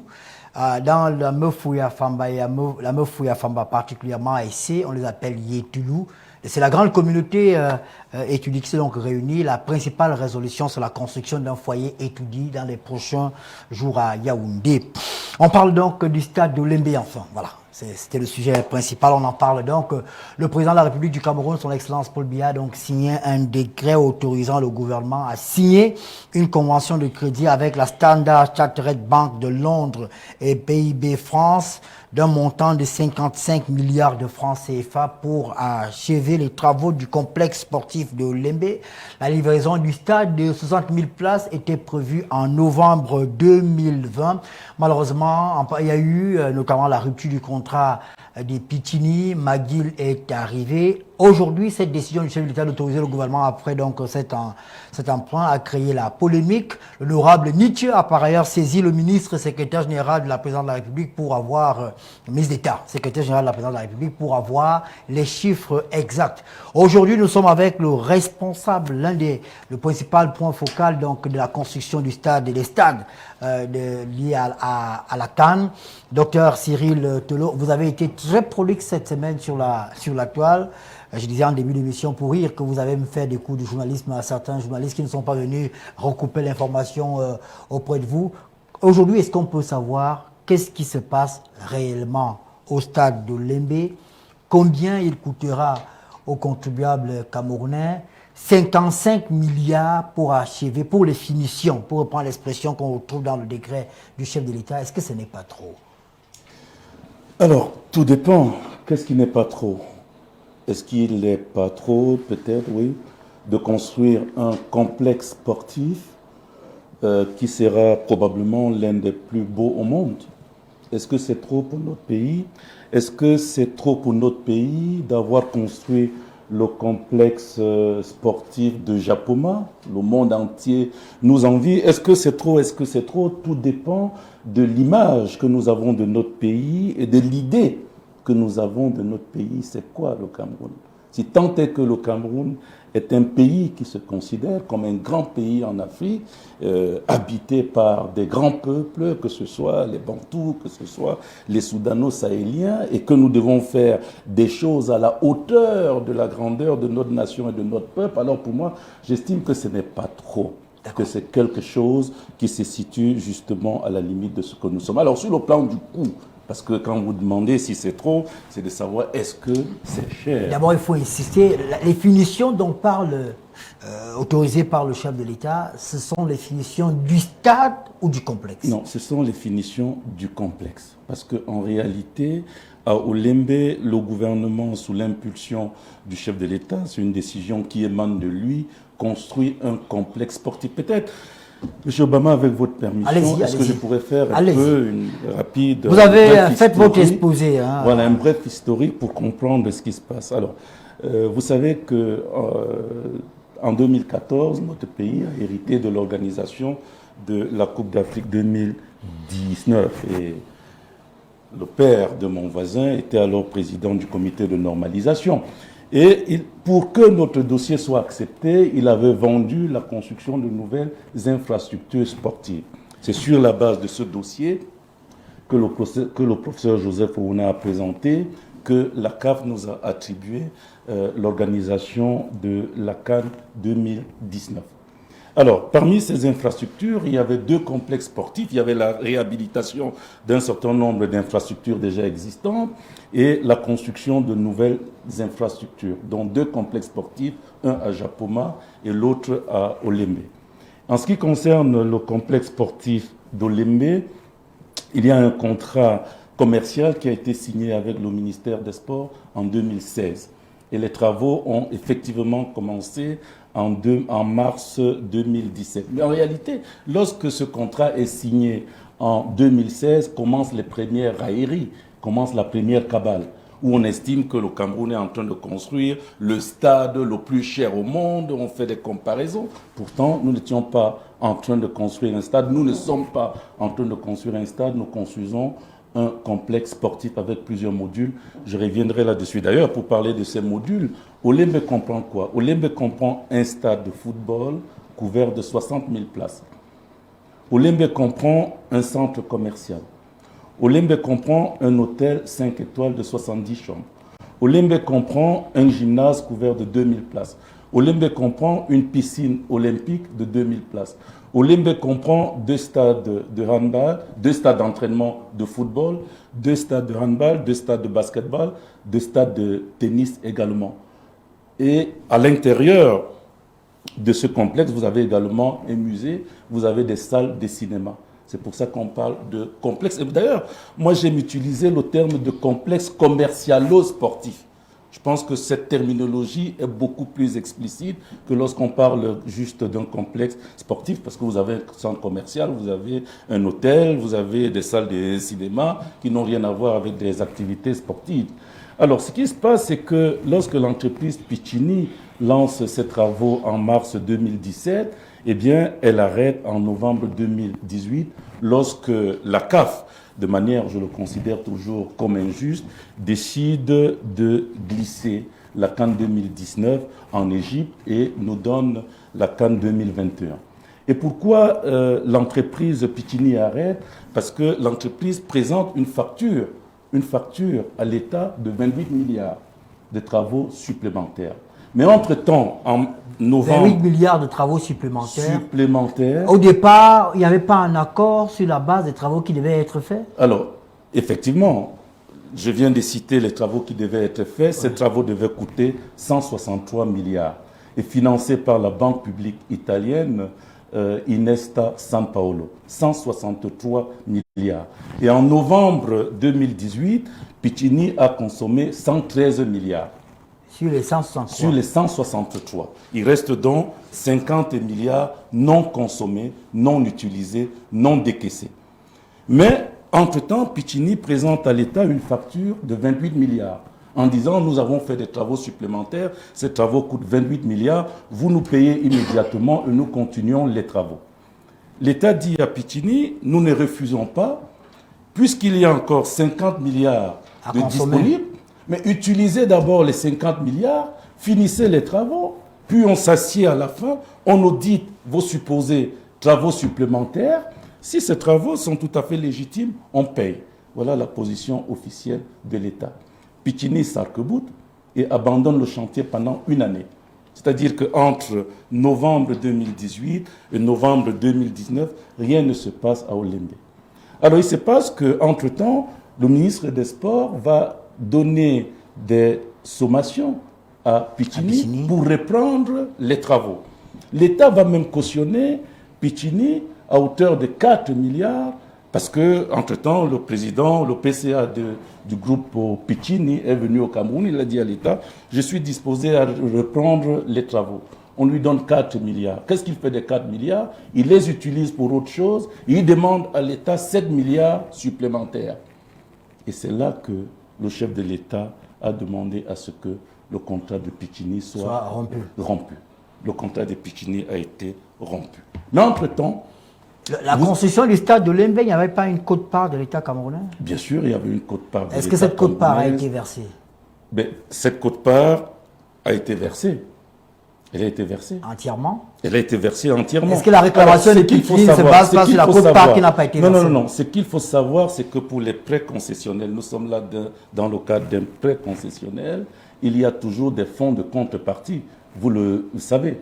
Les fonds de contrepartie représentent généralement 15% du montant total du projet. Vous comprenez? Et ces frais sont utilisés localement. Ces fonds sont utilisés localement. Lorsqu'on parle de 163 milliards, notre argent y est également inclus. D'accord. Voilà. Donc, alors, ce qui se passe, c'est qu'en novembre... Le président décide, le chef de l'État décide de rompre le contrat. McGill est appelé. Oui, McGill se présente parce que McGill vient d'achever la réhabilitation du stade de la réunification. McGill se présente à l'État et dit à l'État, avec le soutien naturellement du gouvernement canadien, qu'il est disposé à accompagner l'État pour achever le complexe sportif d'Olembe. Sauf que l'État n'a pas les 50 milliards qui manquent, puisque la banque italienne, étant donné la convention entre l'État du Cameroun et la banque Sao Paulo, était adossée au contrat commercial de Pichini. Donc à partir du moment où le contrat de Pichini est dénoncé par le gouvernement ne peut plus bénéficier des 50 milliards. McGill dit à l'État, moi je vais chercher 50 milliards. Je vais chercher un partenaire financier qui vient avec les 50 milliards, comme ça nous achevons les travaux. Et McGill dit à l'État, en attendant que je trouve le partenaire financier en question, je vais relancer les travaux sur fonds propres. Et le 3 janvier 2020, un contrat commercial est signé entre l'État du Cameroun et McGill pour la somme de 54 milliards. Voilà. McGill lance les travaux jusqu'à ce jour. Alors, la procédure de recherche des financements extérieurs a malheureusement mis du temps. Là aussi, nous accusons Pichini parce que McGill a identifié deux partenaires financiers. La Standard Chartered Bank, qui est basée à Londres, et l'État suédois. L'État suédois, à travers l'assureur ENK, qui est un assureur suédois, qui devait garantir le prêt.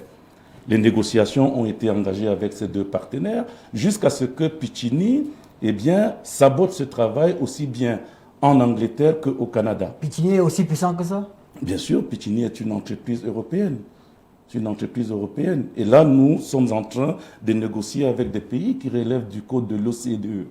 Donc, à partir de ce moment, aussi bien la banque londonienne que l'assureur suédois ont demandé d'arrêter le temps qu'ils voient clair pour se rassurer que la procédure d'attribution du marché à McGill n'était pas entachée par des faits de corruption comme Pichini l'avait allégué.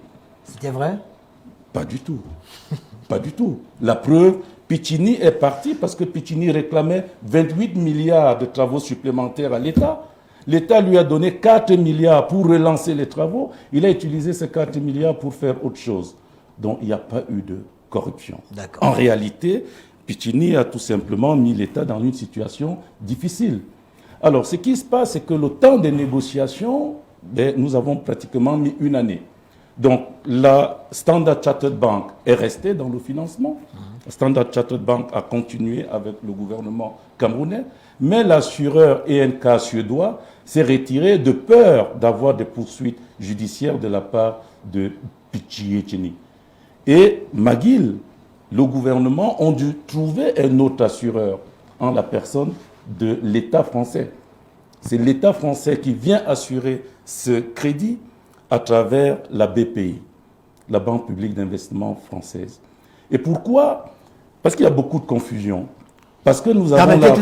vous aurez toute la parole. Je suis pratiquement à la fin. Allez-y. Nous sommes là en train de parler d'un crédit commercial, mais pas d'un crédit commercial classique.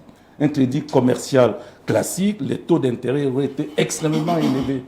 Mais c'est un crédit qui est assuré par un État qui fait que les taux d'intérêt sont extrêmement bas. Parce que vous savez que pendant ce temps, nous avons signé un accord avec le Fonds monétaire international et que nous ne pouvons même pas financer ce projet s'il n'était pas sur la liste des projets validés par le Fonds monétaire international.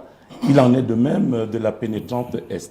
Alors, ce qui se passe, c'est que finalement, toutes les équivoques ont été levées, les négociations ont abouti ce qui a donc amené le chef de l'État à signer ces 2 décrets d'habilitation pour que le ministre de l'économie signe justement le prêt pour les finitions, pas du stade, j'insiste encore, du complexe sportif d'Olembe dans son ensemble et de la pénétrante Est.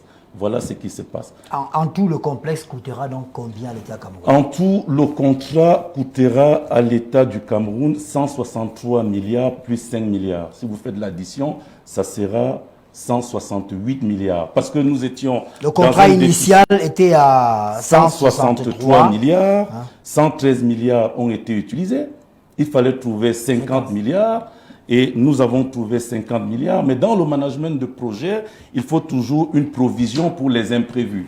Donc il y a 5 milliards d'imprévus. C'est toujours 10%. Ça, c'est connu, c'est une norme en management de projet. C'est pour ça que nous sommes à 55 milliards. D'accord. Donc, quand on veut faire le total du complexe de l'Olembe, on ne doit pas prendre le premier montant et l'additionner aux 55 Alors, en milliards. réalité, vous avez 2 types d'élèves. Vous avez un élève qui ne comprend pas l'arithmétique et puis qui fait quoi? Qui vous dit, le complexe de l'Olembe va coûter 163 milliards de Pichini, moins 50 milliards de Pichini, plus 55 milliards de McGill, et ça va coûter 218 milliards. Voilà ce que les gens disent. C'est complètement les mauvais élèves qui sont forts probablement en lettres, mais pas en mathématiques. Alors, vous avez parlé de 4 milliards que l'État camerounais a donné à Pichini. À cautionner. Cautionner ou donner? Non, cautionner. Cautionner parce que Pichini s'est endetté auprès d'une banque, mais avec la caution, avec les garanties de l'État et pas une garantie solidaire. C'est une perte sèche pour l'État camerounais? Non, non, non, non. L'État n'a pas sorti de l'argent du Trésor. C'est une banque qui a donné de l'argent à Pichini avec la garantie. Ce n'est pas une caution solidaire. C'est une caution simple. C'est-à-dire que Pichini a donné des garanties. Première garantie, c'est cautionnement. Vous savez que lorsque vous avez un marché comme celui-là, pour ceux qui connaissent un peu les marchés publics, vous devez donner des cautions. Vous devez donner des garanties. Deuxièmement, Pichini a également cautionné son matériel, c'est-à-dire les équipements qui sont aujourd'hui sur le site. Donc la BGFI, qui est la banque qui a donné ces 4 milliards, va d'abord, en plus il y a eu la caution du groupe Pichini international, c'est-à-dire que pour récupérer ces 4 milliards, la BGFI va d'abord se retourner vers la maison mère de Pichini.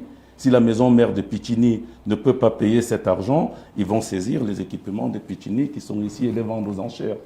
Pour récupérer les 4 milliards. Exactement. Ça devra suffire? Je ne sais pas. D'accord, merci. Sais pas, mais alors, il y a suffisamment d'équipements. Les 5 milliards sont déjà là pour McGill, ils peuvent déjà travailler. Lesquels? Les 55 milliards autant pour moi.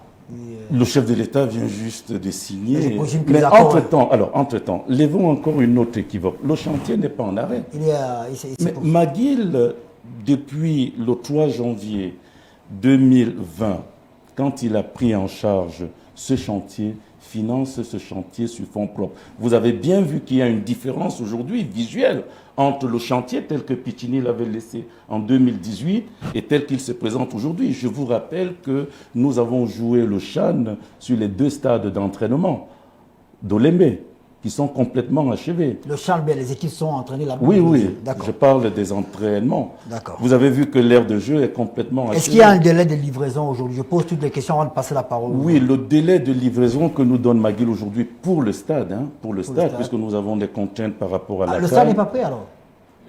Non, il est quasiment achevé, mais vous avez bien vu que le tartan, le revêtement n'est pas encore posé. Ils sont en train de travailler sur les différents lots électroniques, la sonorisation, ainsi de suite. Mais les vestiaires, les sièges, l'aire de jeu, plein de choses sont achevées. Je parlais bien du stade. Parce qu'il y a quelqu'un qui a dit, oui, mais le ministre des Sports nous a dit qu'il ne reste plus que les finitions, mais pourquoi on a encore besoin de 55 milliards? Le ministre des Sports était allé visiter le stade. Donc je parlais bien du stade. Le stade est quasiment achevé à plus de 90%, et lui, il devra être prêt pour la CAN. Et les délais que McGill nous donne aujourd'hui... Je reviens à vous parce qu'il y a quelques questions qui reviennent, notamment concernant un certain directeur de projet qui n'aurait pas accepté de signer certains documents et qui aurait été mis en congé. Je vais d'abord écouter les autres sur la question. D'abord, Xavier Messier. Oui, ben, moi, ça me fait énormément plaisir pour la première fois d'écouter quelqu'un qui est dans le projet. Il y a une opacité quand même là-bas, hein, ça ne parle pas beaucoup. Oui, il parle. J'ai eu à envoyer des journalistes à certains moments, ils les ont reçus gentiment, et puis ils ont ramené quelques informations. Mais avoir quelqu'un qui est dans le projet et qui en parle avec autant de détails, c'est la première fois. Et qu'il accepte de parler aussi ouvertement, peut-être parce que, comme on dit, l'affaire est déjà dehors, il ne peut plus rien dissimuler. Vous ne voulez pas allouer la démarche des BIOS alors? Oui, ici, moi je ne voudrais pas me préoccuper des chiffres qui vous donnent des vertiges. Ils sont tellement importants que je ne peux pas en parler. Mais je peux parler d'autres choses. Et en parler pas en termes d'explication, mais en termes de questionnement. La première question que je vais poser, c'est comment est-ce que un complexe aussi important pour lequel vous avez énuméré à peu près 7 lots, je n'ai pas tout recensé, mais vous avez énuméré à peu près 7 lots, pourquoi prendre un tel complexe, le confier à une entreprise sans appel d'offres internationale, avec un dépouillement pour que tout le monde vérifie, n'est-ce pas, la faisabilité de ce travail? Pourquoi l'avoir donné de gré à gré à une entreprise, fut-elle celle qui s'appelle Pichini et qui a des références parce qu'elle a travaillé à Turin, elle a travaillé encore quelque part en Afrique, je crois en Guinée équatoriale, il y a quand même quelques références. Mais pourquoi avoir pris un tel risque? Moi, je pense qu'un travail aussi important, aussi complexe, on peut le découper en lots et faire en sorte que des entreprises qui ont des références dans certaines activités puissent concourir. C'est un gros risque que le Cameroun a pris sans appel d'offres. Ça, c'est une question, peut-être que vous nous donnerez une réponse là-dessus. La deuxième, le ministère des Sports n'est que le ministère utilisateur de ce complexe. Il ne devrait pas être le maître d'œuvre. Je ne comprends pas, peut-être que vous allez nous expliquer, c'est lui qui a pris la décision de révoquer Pichini. C'est lui. Sur instruction, il me semble. Sur instruction, mais il y a quand même un ministère des Travaux publics dans ce pays.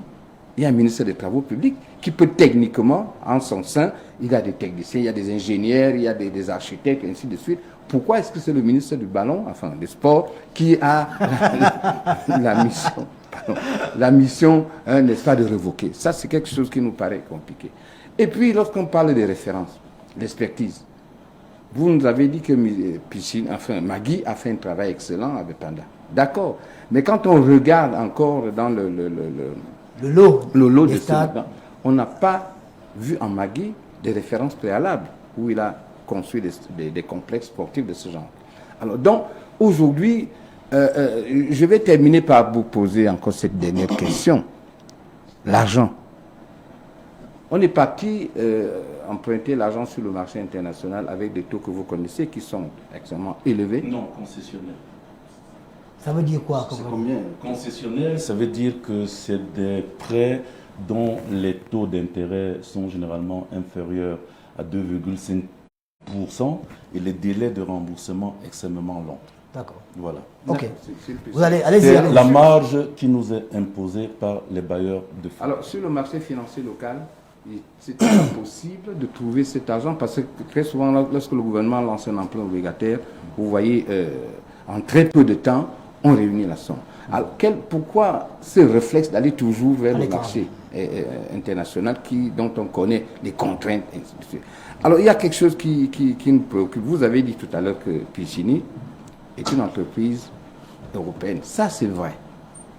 Est-ce que vous êtes sûr que le Cameroun va s'en sortir avec des différentes plaintes que Pichini est en train de déposer quelque part?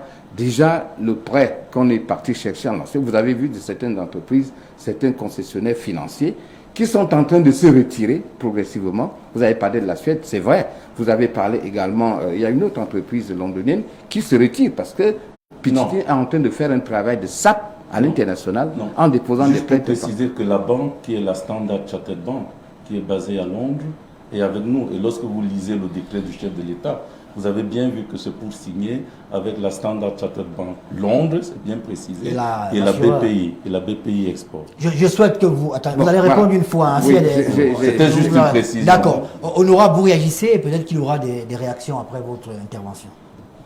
Non, je ne crois pas que M. Tolo soit ici à une grande interview. Moi, je ne veux pas lui poser de questions. Parce qu'à la vérité, ce n'est pas lui le problème. savez, puisqu'il y a des cinémas dans ce stade, il y a eu un film très célèbre à l'époque qui s'appelait La somme de toutes les peurs. Et le stade de Lembe, pour faire une analogie, est la somme de tous les dysfonctionnements, dont certains, et qui émaillent en réalité ce type de projet au Cameroun, et dont certains ont été subtilement relevés par Xavier tout à l'heure, parce que quand vous lisez la loi, pourquoi certaines choses échappent à un tel et sont faites par un autre, mais vous savez que dans l'urgence, la gouvernance de l'urgence, il y a toujours des passerelles qu'on trouve et des anesthésies qu'on inflige à certains postes administratifs de l'État, dont on justifie tout cela par l'urgence. Une chose d'abord pour commencer, il y a une sorte d'horripilation des gouvernants lorsqu'on dit que ce stade est cher. Ça n'a pas commencé aujourd'hui. Quand le montant de 163 milliards avait été donné à l'époque, beaucoup se disaient que c'était cher. Et ils avaient raison. Que le stade. Que le complexe. Non, que le complexe. Ah, okay. Je dis bien le complexe. Okay. On n'a jamais chiffré le stade, lui tout seul. C'est le complexe. Okay. C'est un package. Parce qu'en fait, le Cameroun n'est pas le premier pays au monde à construire un complexe sportif. C'est-à-dire avec un stade, c'est-à-dire une aire de jeu, des hôtels. Là, il n'y a qu'un hôtel. Il y a des stades de complexes sportifs qui ont 2 hôtels. Donc, ce n'était pas le premier. Il y en a en Afrique. Ah oui? Ben oui, il y a un complexe sportif qui a été construit à Luanda en 2008. Il a coûté 114 milliards. Ben oui, c'est vérifiable, c'est sur Internet. Avec un hôtel 5 étoiles, mais écoutez, avec une piscine. Vous aurez le temps de réagir, s'il vous plaît, docteur Sérito. Vous aurez tout le temps, vraiment. Oui. Prenez. Je vous dis, puisque vous le connaissez, vous nous direz quel est le nombre d'étoiles qui manque, ainsi de suite. Non. Je vous dis, ne prenez pas ça sur vous. Je ne suis pas habilité à vous donner des conseils.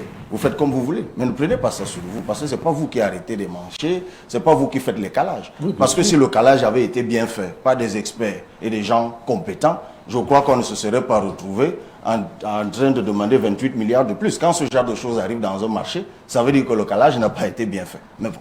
Donc, à l'époque déjà, ceux qui s'en offusquaient n'avaient pas totalement tort.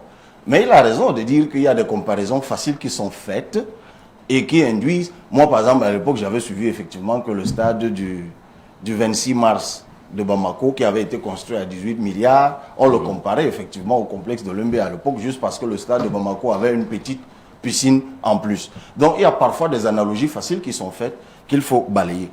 Moi, j'irais même plus loin. J'ai envie de dire aux Camerounais qui regardent que ceux qui sont sur les nerfs, parce qu'on parle d'un endettement de 55 milliards, ben, en réalité, ils sont juste largués. Est-ce que vous savez que le service de la dette au Cameroun, en 2020, c'était 888 milliards, c'est-à-dire l'argent que nous avons payé pour rembourser la dette. Mais qu'en même temps, le Cameroun s'est endetté en 2020 de 1000 milliards. Est-ce que les gens savent que les besoins d'endettement du Cameroun, selon la loi de finances que nous avons adoptée, 2020-2023, les besoins d'endettement s'élèvent à 5 000 milliards, dont 1600 milliards seulement pour 2021. Donc quand on n'est encore qu'à 55 milliards en février, il faut que les gens sachent qu'il reste 1545 milliards d'endettement qu'il y aura pour la seule année 2021. Je rappelle également que le niveau d'endettement du Cameroun, c'était de 9 717 milliards en 2020. Et on chiffre le PIB du Cameroun, c'est-à-dire la richesse nationale, je sais que vous n'avez pas les chiffres, à environ 22 000 milliards. C'est pour ça que nous sommes, selon les chiffres officiels, à environ 43% du niveau d'endettement sur notre richesse nationale. Ce qui n'est pas particulièrement grave. Parce que la France, au moment où nous parlons, est à 117% d'endettement, notamment à cause de la Covid-19. Les États-Unis sont passés de 40 à 76%. Donc, en fait, le problème, en principe, ce n'est pas l'endettement. C'est-à-dire, chaque fois que nous sommes ébouriffés parce que nous avons entendu qu'un pays s'est endetté, le problème, ce n'est pas l'endettement. Le problème est donc ailleurs. Et cet ailleurs, c'est quoi? C'est pour ça que je vous disais, ne prenez pas ça sur vous. Vous avez évoqué à l'entame de votre propos la question des choix. Bon, un État fait des choix. Des dirigeants font des choix. C'est des choix politiques. Maintenant, on peut les contester, si on veut. Et ça, c'est le travail des politiques que nous sommes. Parce que moi, j'ai envie de dire que si moi, il m'avait je ne suis pas sûr que j'aurais forcément choisi de construire un complexe à 163 milliards. Parce que je me serais rappelé qu'au Cameroun, sur 121 000 km de linéaire de route, il y a 114 000 qui sont en terre. Et donc, selon les chiffres de MINTEP, je n'ai pas fini. 64% sont en mauvais état. Sauf qu'au même moment, quand on a adopté la loi de finances en décembre, on a plafonné les fonds qui doivent servir à l'entretien routier à 50 milliards. Au mépris même de la loi. Mais ça ne vous regarde pas. Ça, c'est des choix politiques. Maintenant, il y a d'autres choses qui ne sont pas des choix politiques, mais qui sont des questions techniques. Permettez-moi de revenir là-dessus. Vous avez parlé des fonds de contrepartie tout à l'heure. Est-ce que vous savez que dans ce pays, il nous est arrivé de payer ce qu'on appelle les commissions d'engagement, parfois plus élevées que les intérêts? J'explique ce que c'est que les commissions d'engagement. Lorsque vous avez contracté une dette, le bailleur, tout au moins la banque, met l'argent à votre disposition. Et vous ne pouvez mobiliser cet argent que si vous avez payé le fonds de contrepartie.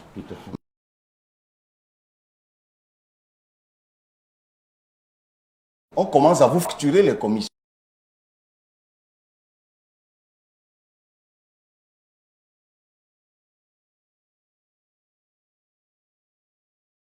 Qui nous fait de l'argent alors qu'on n'a pas pris.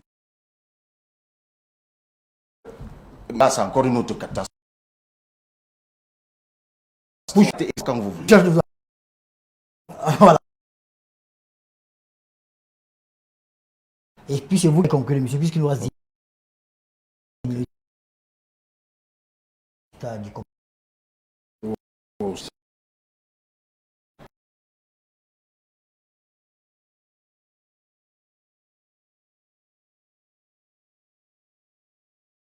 Une certaine opinion, vous voulez dire. Je dis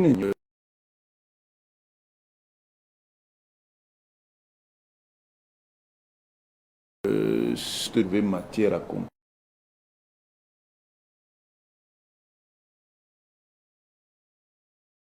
contestation.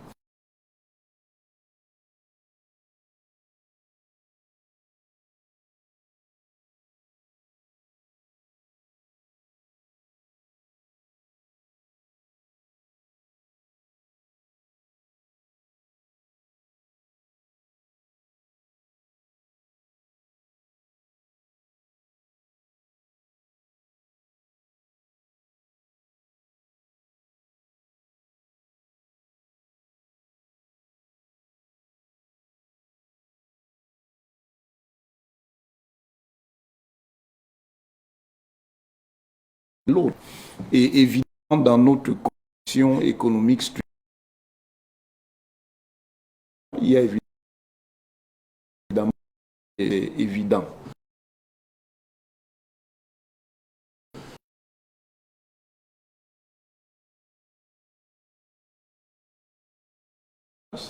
Et si possible,